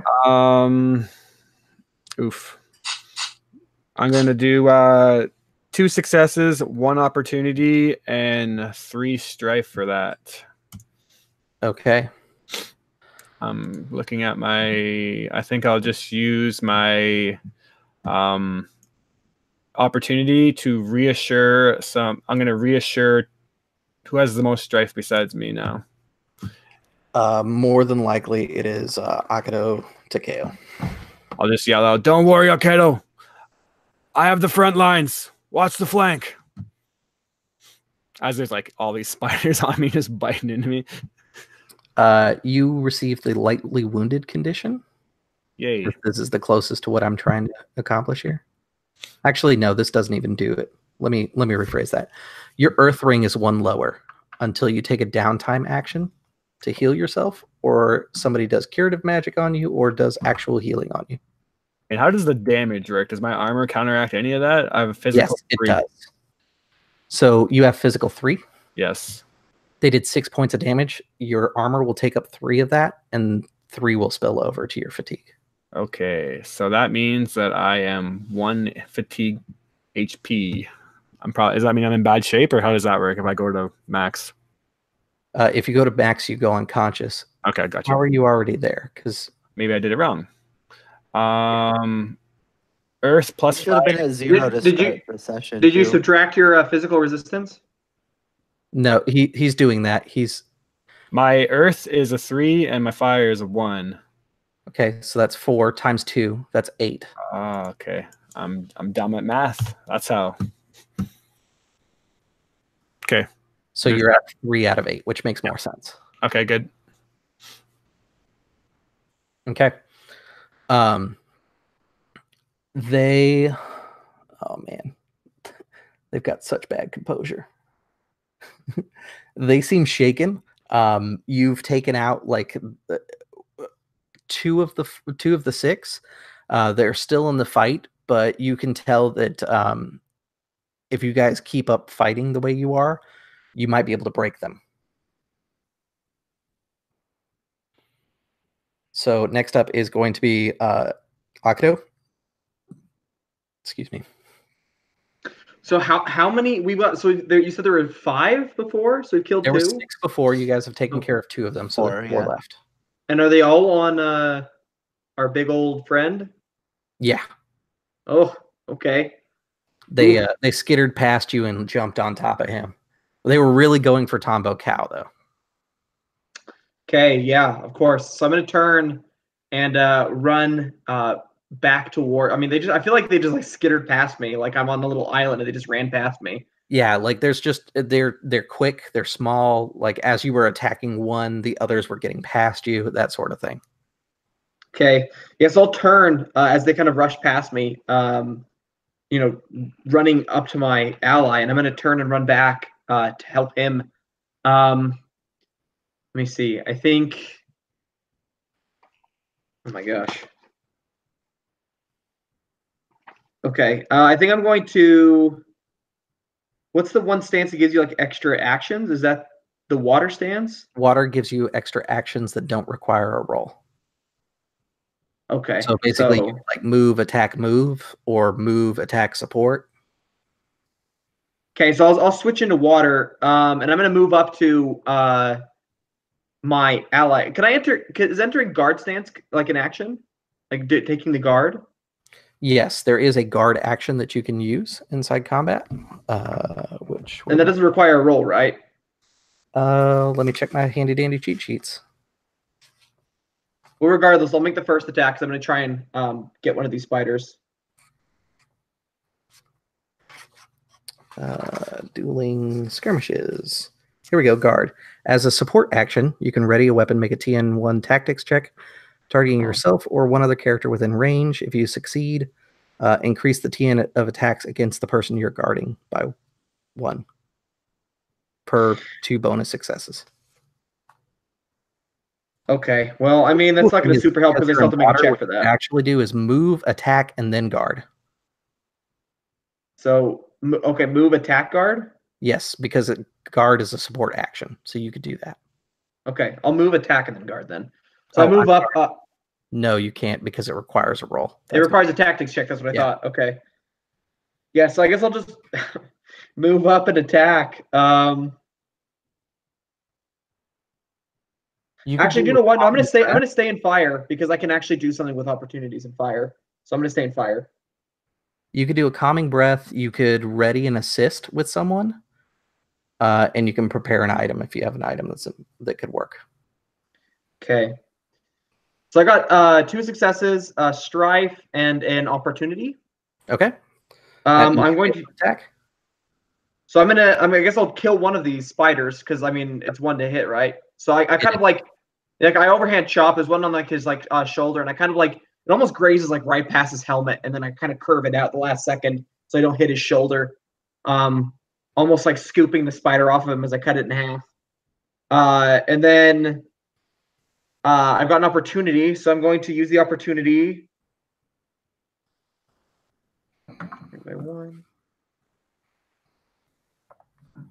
Yeah, I'll use the first one to make the difficulty of the next check that one of the remaining spiders makes is difficult increased by 1.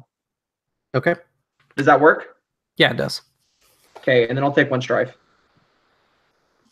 The other thing you can do with that if you wanted to is to negate any strife. Like when you get an opportunity, you can negate strife off of that roll. I'm kind of concerned with saving my friend here, so I'll take the strife. Totally fine with that. All right, next up is Akoma. All right. Yeah, Akoma will, as these things kind of swarm past, turn around and follow suit. After Akodo, follow in. I'm a little hesitant about. I don't think that there's any mechanical detriment, but I'm a little concerned about swinging a katana at our friend. So as I kind of step in, I'm going to like let the katana slip back and pull out my Tessin, which I'm going to use to try to like smash one of these things off of him. Okay. Yeah. So they're attacking in a group. More successes, I want to throw this out here, means that you'll be able to do more damage to the group. Because essentially, while there's 3 of them left, it's 1 monster statistically. I see. All right. In that case, I will. So with my additional success, did I kill 2 of them then? You got 2 successes. It didn't kill, but you did. Well, sorry, yes, you did. In that case. Oh, So we're okay. down to 2 left. All right, Sorry, I I'm will. getting used to how minions and squads work. Oh, perfect. All right, so in that case, I will keep an exploding dice here alongside some of them knowing that. And it's going to be 4 successes and 3 strife. Perfect. So you knock down the last 2 and take care of them. After a few moments, the street is quiet and the gas that is inside of these things has dispersed.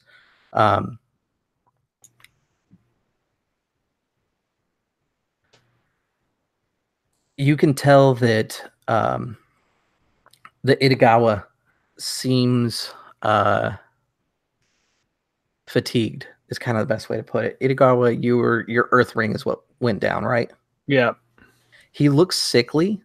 There's because the fangs that bit him like right underneath where his God, I forget what they're called. The neck protector. I forget what it is. It like slipped in and got him on the neck. You can see that there's this bruising that's kind of spidered out. It looks very similar to the bruising that you've seen on the victims that you've been investigating. Yes, a gorget. That's what it is. Just kind of like heavy breathing. You probably don't see my face with my mempo on, but you see that I'm honestly like maybe even having to like brace myself up with my sorry, I forget the name of it, but I also have a club Tetsubo or a Naginata. Okay, Yeah. that's pole arm, yeah. Full arm. I'll just kind of use that to brace myself up on, and then heavily breathing, make my way over and just check Tonbo Kou. Are you okay? Did they bite you? Yeah. There's like this awkward moment where you're trying to check her, but she's trying to check you at the same time. And like, because of the society you guys live in, like she reaches to touch you, you get a little embarrassed, she gets a little embarrassed, you go to check her, she's a little embarrassed. Like there's this weird moment where you're both like blushing. Lucky for you, you're wearing a mempo, but for her, it's fully exposed that like this is not something that she normally does. And she wasn't really expecting you to come care for her. She's completely unharmed. But she does want to do a medicine check on you to see if she can help you out.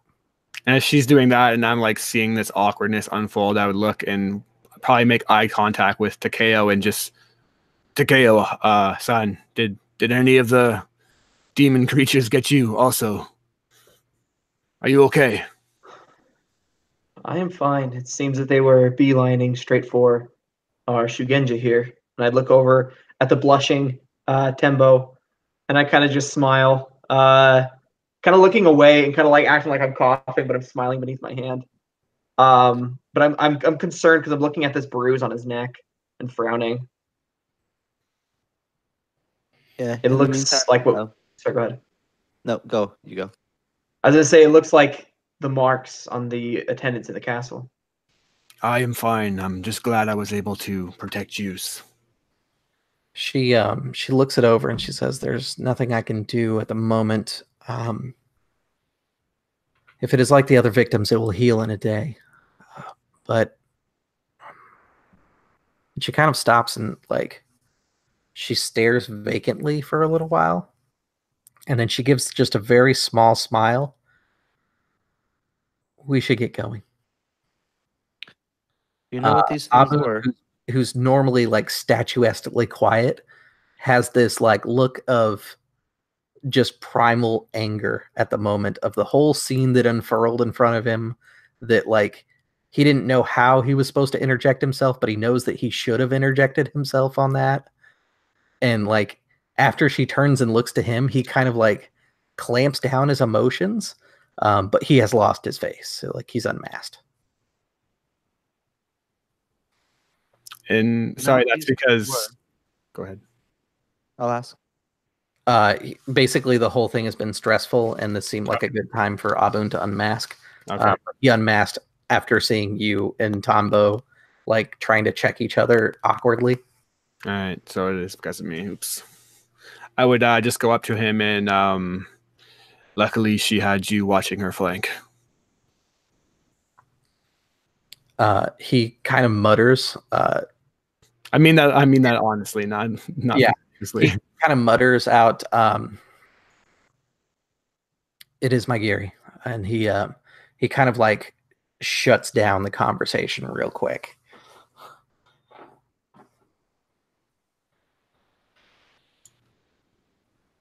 I would nod. Yes, I am the Yojimbo of Takeo.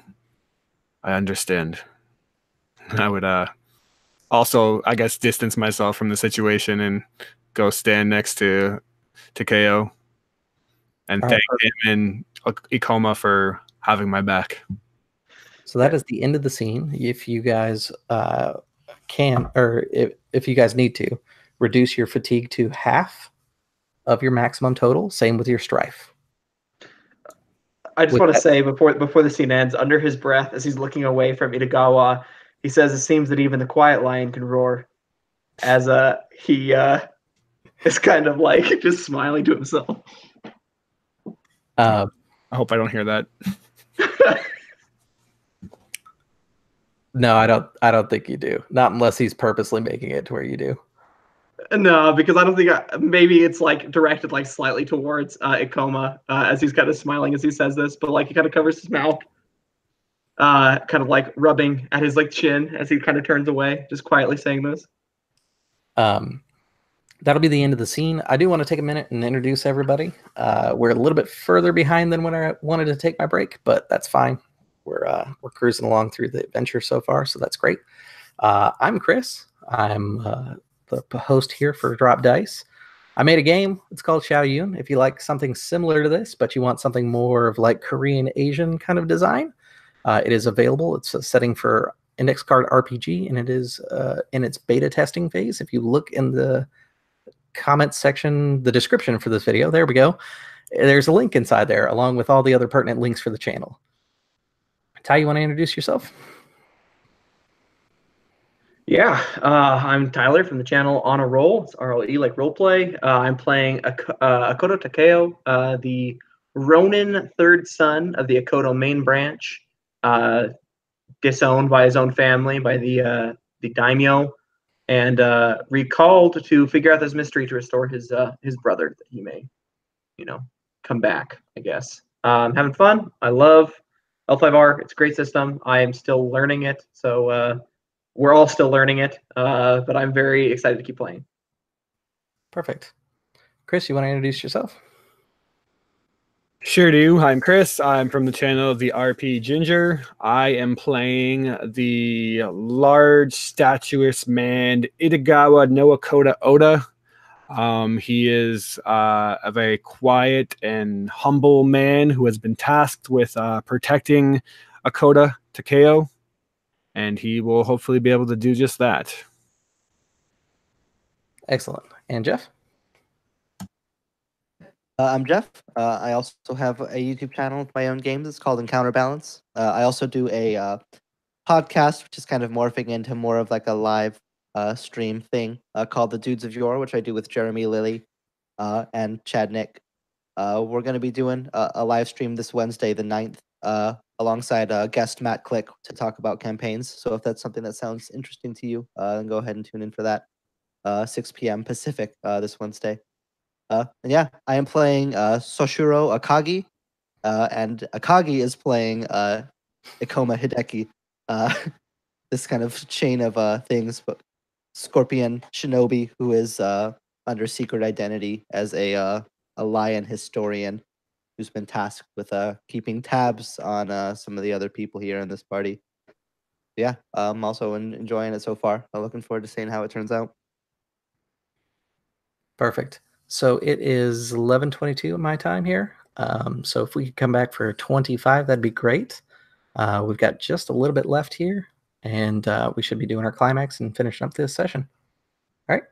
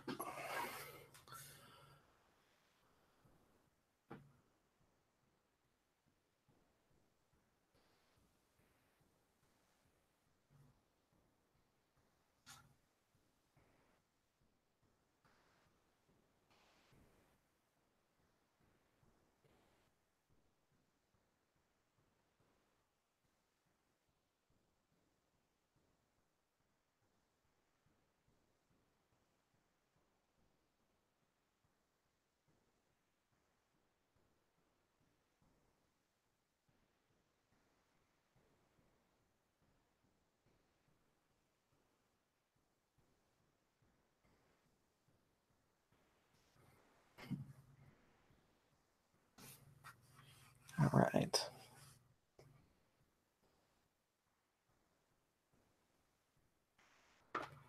So I decided to try a different jamming prep style using story beats. I actually kind of like it.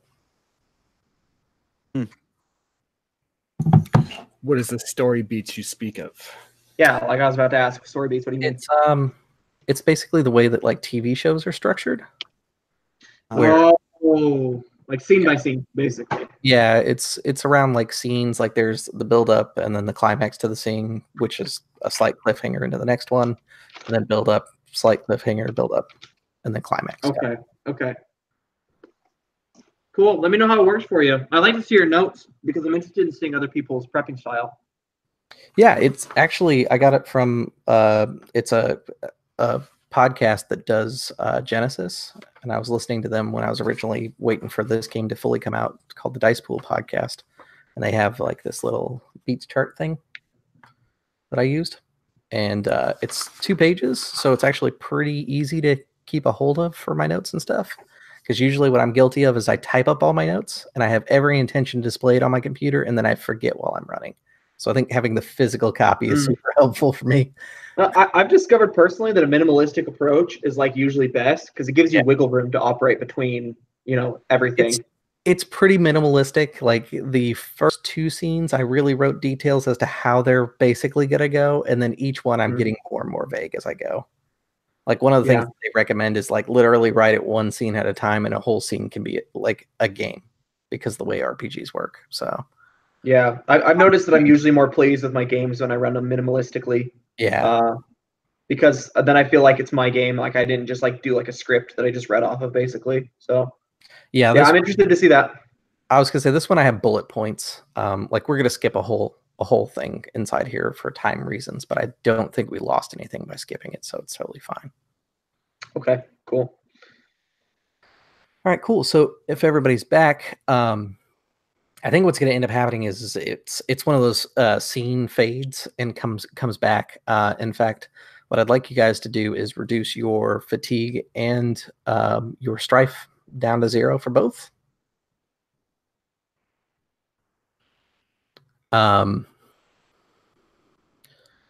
You're going to find yourselves outside of the small shrine to Agashiko. It's a little bit run down. There's a small wooden fence and what equates to kind of a monk's house. Like the person who would be caretaking the shrine is on this property. It's pretty worn. The wood is rotten away, and there's plants that have overgrown the area. The only thing that seems to be in decent repair is the shrine itself. There are candles burning on it, and even from this distance, you can tell that the candles themselves are not like the traditional incense that you would burn at a shrine or the small little tea candles that would be set on there to provide light at night. Instead, there are these large kind of black finger-like candles that the wax is just kind of oozed down it. They've been burned several days in a row, and they're just kind of like piled up, melting all over the top of the shrine. You can see bits of animal bone hanging in front of the shrine as well. Someone's clearly been up to something here. Are animal bones a bad sign, like Maho-wise, or what? It depends on which clan you're talking about. Generally speaking, yes. If we were talking about the Fox clan, not so weird. Yeah, but this dude's unicorn, so does that have any special meaning? Yes, the unicorn, especially the Moto, have been known to worship gods of death. Ooh, okay, interesting. And they're Gaijin gods of death, actually. Yeah, I would look at this and like it'd be like the scene, like he kind of reaches down, like you hear like there's like this like click as he pulls, like loosens his katana, so it's ready if something goes down. Mm-hmm. And he would say, like you kind of like turn to look at the two, the other like 4 people because there's 2 Yojimbos who are with us. We don't fight unless we have to. And you kind of just nod to them. The goal is to get answers, not to spill blood.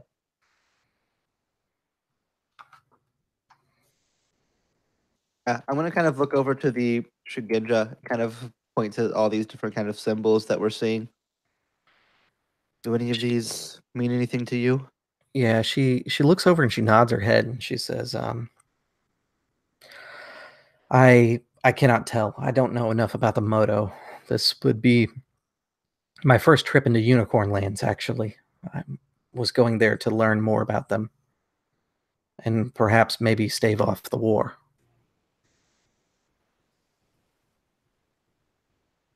What is it of the unicorn clans that interest you? The only thing that interests me is peace within the Empire. I will go where that desire takes me. I kind of like look at her, like reassessing her, because like you said, up to this point, she's been super eccentric, like very kind of enigmatic and weird. And I'm like looking at her now as she says this, like kind of like nodding, like those are actually pretty noble goals. I just thought you were like really weird and curious, basically. And I kind of turn and look back at the shrine, and I'll step forward first, displaying courage. If no one else, I'll just do it first. I'll step first. Yeah, as you approach, you can hear. It sounds like someone banging pots and pans from the monk's house,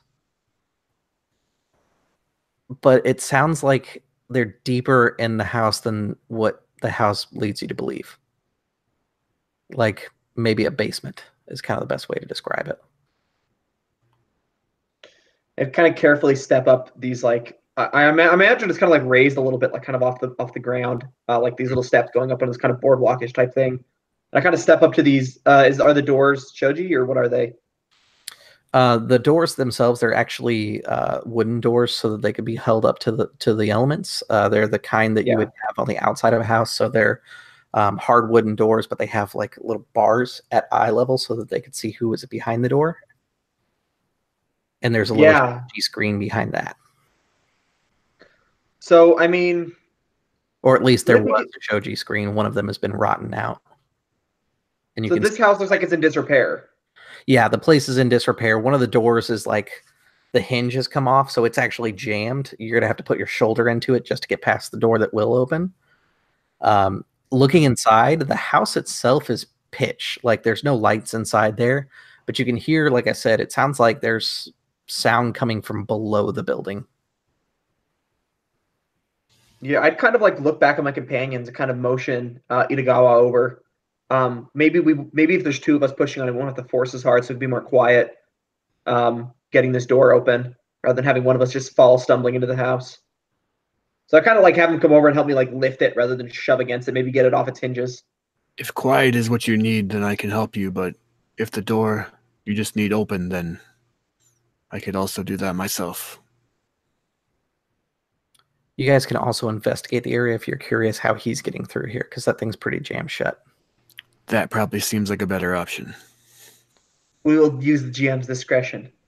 I was going to say, you guys can do anything. I'm just giving you other ideas. Maybe there's we are bold, brash warriors. We are men. We break things. Totally fine with that option. So how would you do investigation in this? Would this be like a tactics, or what would it? No. What would that fall under? Maybe they're just a back window. Yeah, basically, you guys tell me what you think it would be. This is a monk's house. I'll give you a couple suggestions. Theology would be fine because that has to do with like religious people. Point in theology. Culture would be fine. Government, because this is a government building, would be fine. I guess skullduggery. Yeah, I was just going to say completely fine. Labor would be fine. I think I'm gonna do. Oh, go ahead. I was just gonna say, I think Akoma would kind of look to the others and say, kind of while they're like up at the door, kind of checking it out. I'm going to go take a look around and see if there's any other ways. And like as soon as he's like out of sight around the corner from the other people, he'll kind of switch into shinobi mode.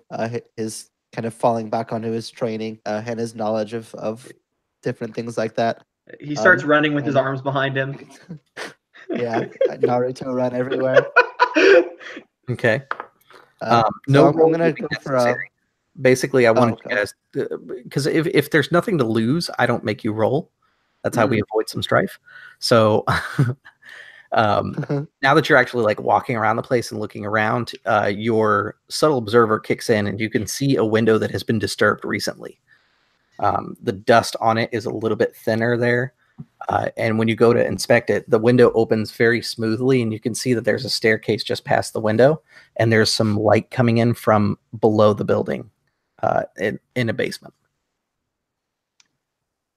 Yeah, seeing this, I kind of wander back around towards the front.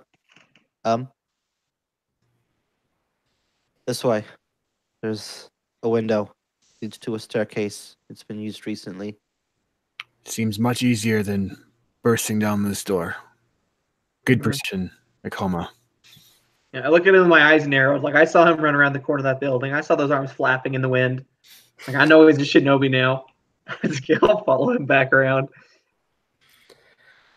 So after a few moments, you all make it into the monk's house, and there's this cute exchange as Itagawa helps Tombo through the window.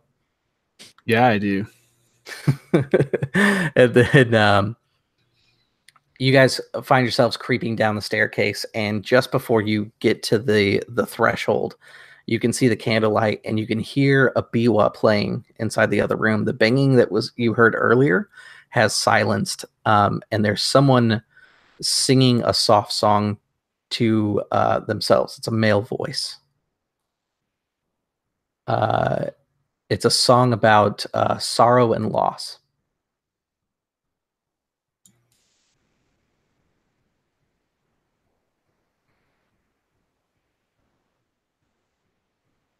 I kind of quiet, because I mean, I never knew him, did I? Because it was my older brothers who. No, because you said he left about the time I got exiled. Yeah, he was around when you were very young, but not. He was more like your brother's play companion than anything. He was a political prisoner. He would have been in the castle. It's one of those things that like you're gonna see him and then you're gonna be like, oh yeah, I remember him, but you don't really remember him, kind of thing. Yeah, okay. It's like that one uncle that only shows up like once every 10 years. And you're like, I know you, kind of. Right, exactly. Okay, yeah. So I'm gonna kind of like look back at my companions, kind of just like nod, like I remember him a little bit. It might ease things if I went first. And kind of like slowly start going down the steps. I mean, because it sounds like you said it's like a song of like sorrow or something, right? So, I mean, I kind of want to at least respect whatever he's doing to some small extent, as long as he's not summoning some dark creature. Maybe that's the sorrow for our lives as we lose them. But yeah, I make my way down the steps, kind of carefully and quietly, trying not to disturb whatever ceremony he's performing. So, kind of like the shrine, there are candles that are made of this like dark wax. It's probably beeswax because it's like oozed down into like these little mounds, and you can tell that he's put candles on top of old candles, and there's just like mountains of wax underneath each one of these lit. It's like a little shanty town of candle wax. Exactly, and the Smurfs live in there. But as you go through, you can see things that you remember from your childhood, and they're things that you recognize not as yours or Matsuo's, but things that belong to Rio.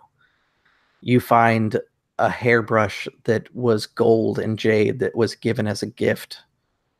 You find bits of what used to be his helm. You recognize it because his helm was actually crafted from a lion's head that had been tanned, and it's this huge long mane that's completely natural to the lion that once wore it. It's like the scalp portion, and you can see that there's singe marks like it's been burned away. There's his cloak like stretched against the wall like it's a tapestry, and there's a bunch of candles around it like he's built a shrine, and there's a box that incense would be set into with black sand, and he's got 3 incense in there like he's praying to a fortune. And you can see that there's this thin wisp of a man playing a biwa next to this symbol, a profane kanji on the floor. There's a few candles of red and black around him, and you can see something that is hanging from the floor of the first floor above him. He continues his song, but you can tell he's noticed you. The song changes in tone, and you can hear that he's singing of not just like personal loss, but at the world's loss. Yeah, I'd see all these items in this profane kanji symbol. I'd take note of that first, and then I'd look at all the items around the room, and I'd say, you always did like Rio most.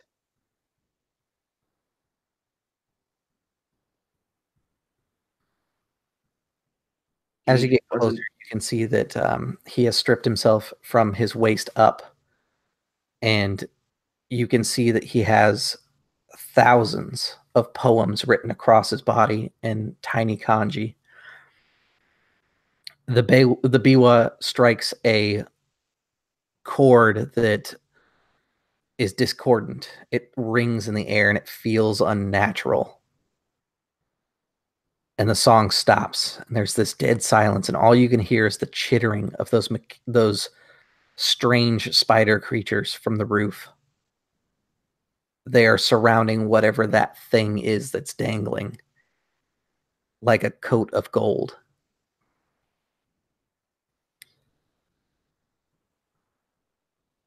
I'm so glad to see you, Takeo.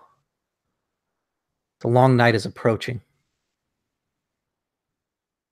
With your help, I can restore the Akodo family. And I'd like look at him as he says this. Hitomaru, what have you done? It is not what I've done, it's what the Moto have done. The Kuni think that they've taken care of it, but no, the Dark Moto are still here. I've learned their ways, and I have turned it to our advantage. The Akodo house will win. The Akodo house will have heirs again. When I am done with Rio, I can restore you. And I look up, is it a body hanging from the ceiling? It is definitely body-sized. And I look down at Hitomaru. You hear, like, just a stifled scream from the end of the alleyway. Tombo has crouched down low enough that she could, because she's very curious, see what is up there, and she is horrified by what she's seen. Oh. Hitomaru speaks again, and he says, the long night is coming, and Akodo must be prepared. A time of wolves is upon us. If we do not take care of the Moto now, they will become a bigger problem. A Khan will rise from the east. Excuse me, from the west.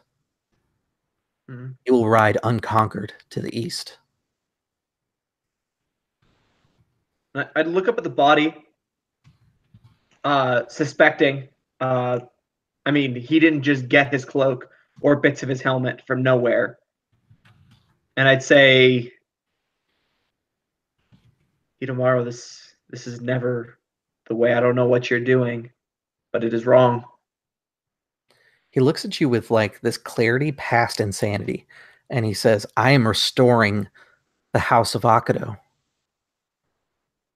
Rio will thank me. This is all Rio wanted. Rio just wanted the family to be restored to their full honor. When I am done with Rio, your father will welcome you back. His sons returned, and he will welcome me back. I will be adopted as an Akodo, and I will lead men and change the way that Rokugan sees the unicorn. They will see the darkness that is in the Moto's hearts. I might regret this. I take my hand off my katana And was he like a pretty like gentle person? Like he like was he ever a warmonger, or was he always kind of just like that one odd one out?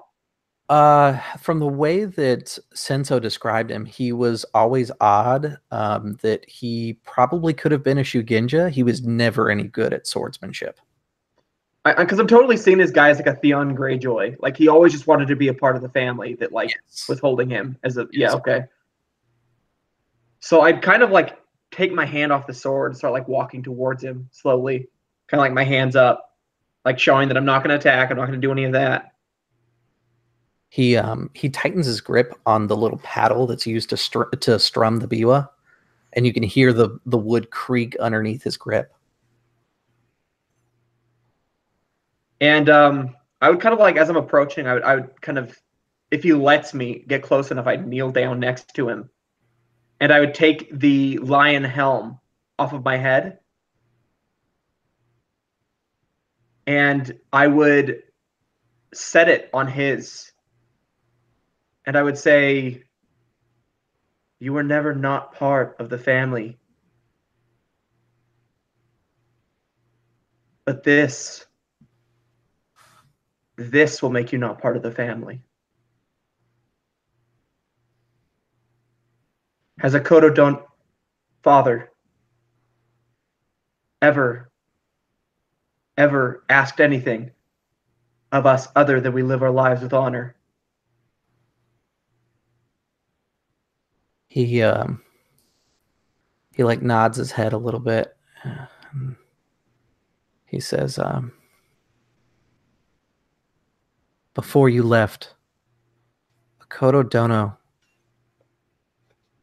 asked me, no, he commanded me to follow you and to make sure that the loose ends were taken care of." He says it's so quiet that you're the only one that hears, even past subtle observer. I can read lips. Never mind. Oh my!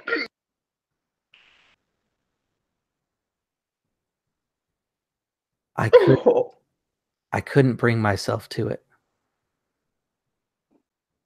You were always that little baby that I held, that cried in the middle of the night.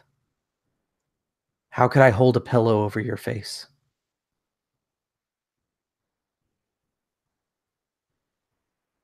If I return his sons to him, he can forgive me. I've already returned one. Let me return Ryu.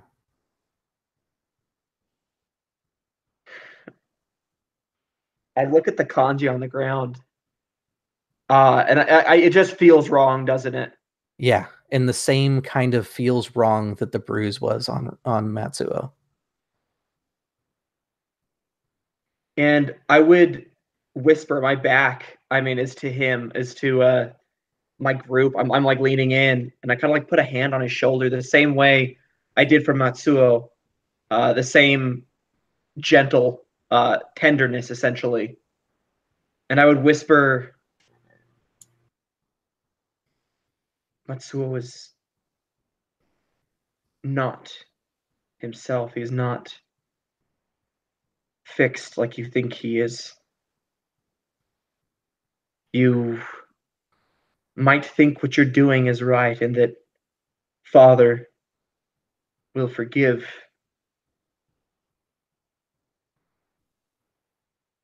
But do you really think, or can you believe, that he will forgive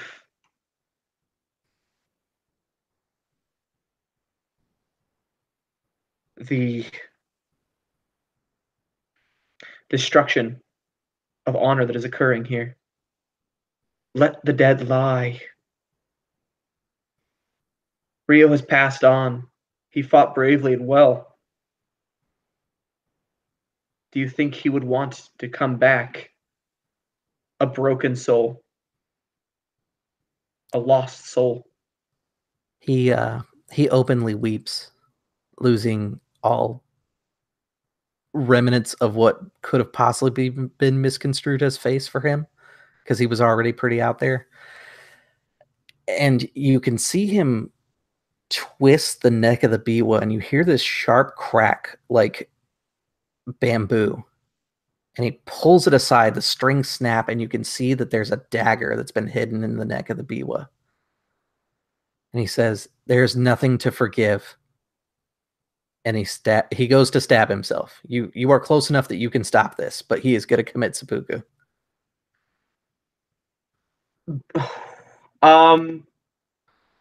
I am going to lean forward as he tries to drive the blade down and take him into a hug to try and stop him. Okay. In that case, let me find it real quick here. You're going to need help. You have dying 5 now. What? He drives the blade into you, attempting to drive it into himself. You have spared him his own life. Whew. In 5 rounds, if you are not healed, you will die. Holy fetch. Yeah, I kind of cough a little bit. Blood flecking his face, flecking my lips.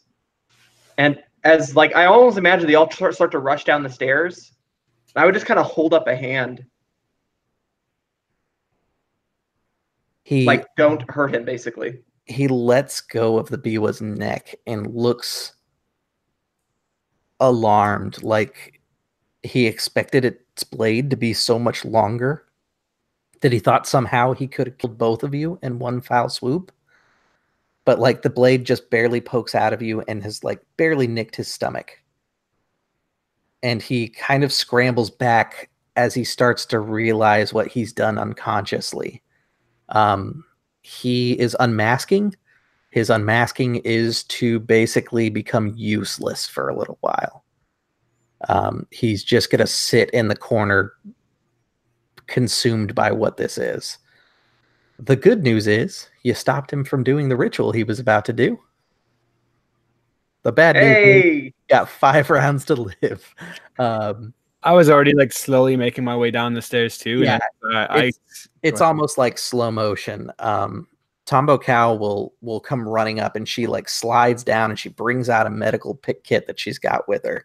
Tombo Abun will begin trying to help. Does anybody else want to help? Because I imagine at this point I'm collapsed on my face down on the ground. Yeah. I'm a run up and like kneel down beside Tombo Chen, and just look her like in the eyes and just, please, how can I help you? It is my duty to protect him. Do you know anything of medicine? No. Then hand me what I tell you to. And she hands you the medicine bag.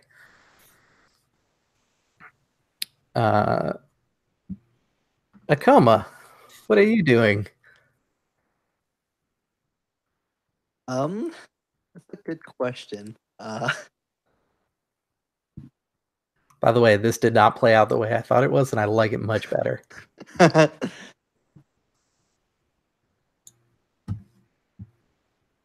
Are you going to help inside the healing check is the most important question. No. Okay. I think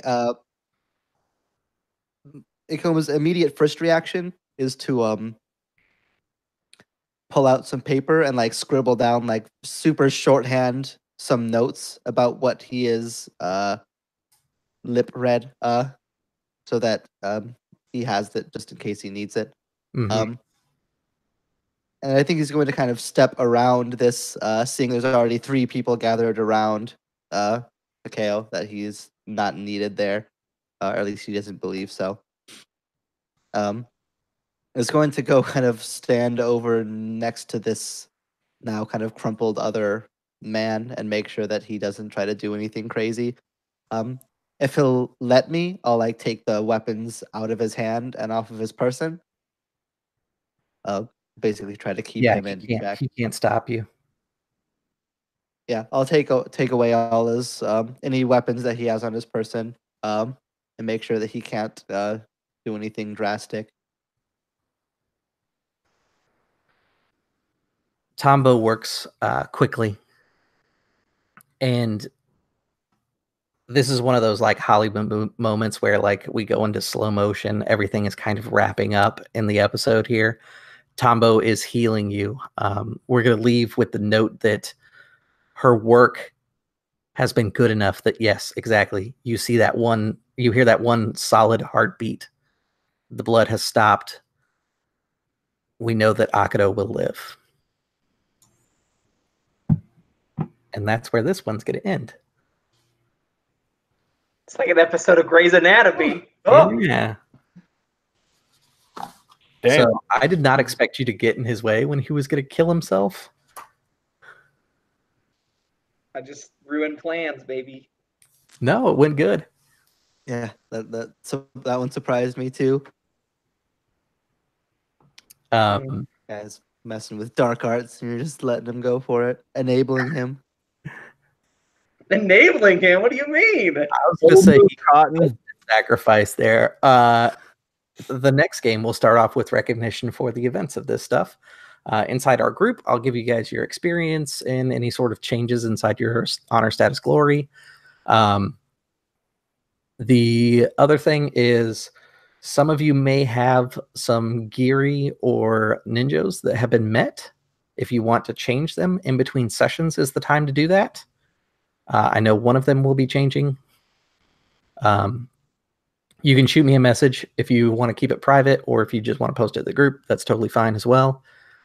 For the Shinobi, if your Shinobi one changes, or your Scorpion one changes, you should probably message that to me just so we can keep that where it needs to be. Dude, my world got rocked. Holy crap. Yeah. I'm not going to tell you guys what he was doing down there because that's part of the bigger mystery of what's going on in this story. But you do know now that it's tied to the Moto and that there may be a con rising from the unicorn. So with that said, everybody who tuned in, everybody who played, thanks, because that was a really awesome session. I think I'm going to do this beats thing again because that worked really well for planning and prep. For everybody who did tune in, thanks a lot, and I'll see you at the gaming table. Thanks, Chris.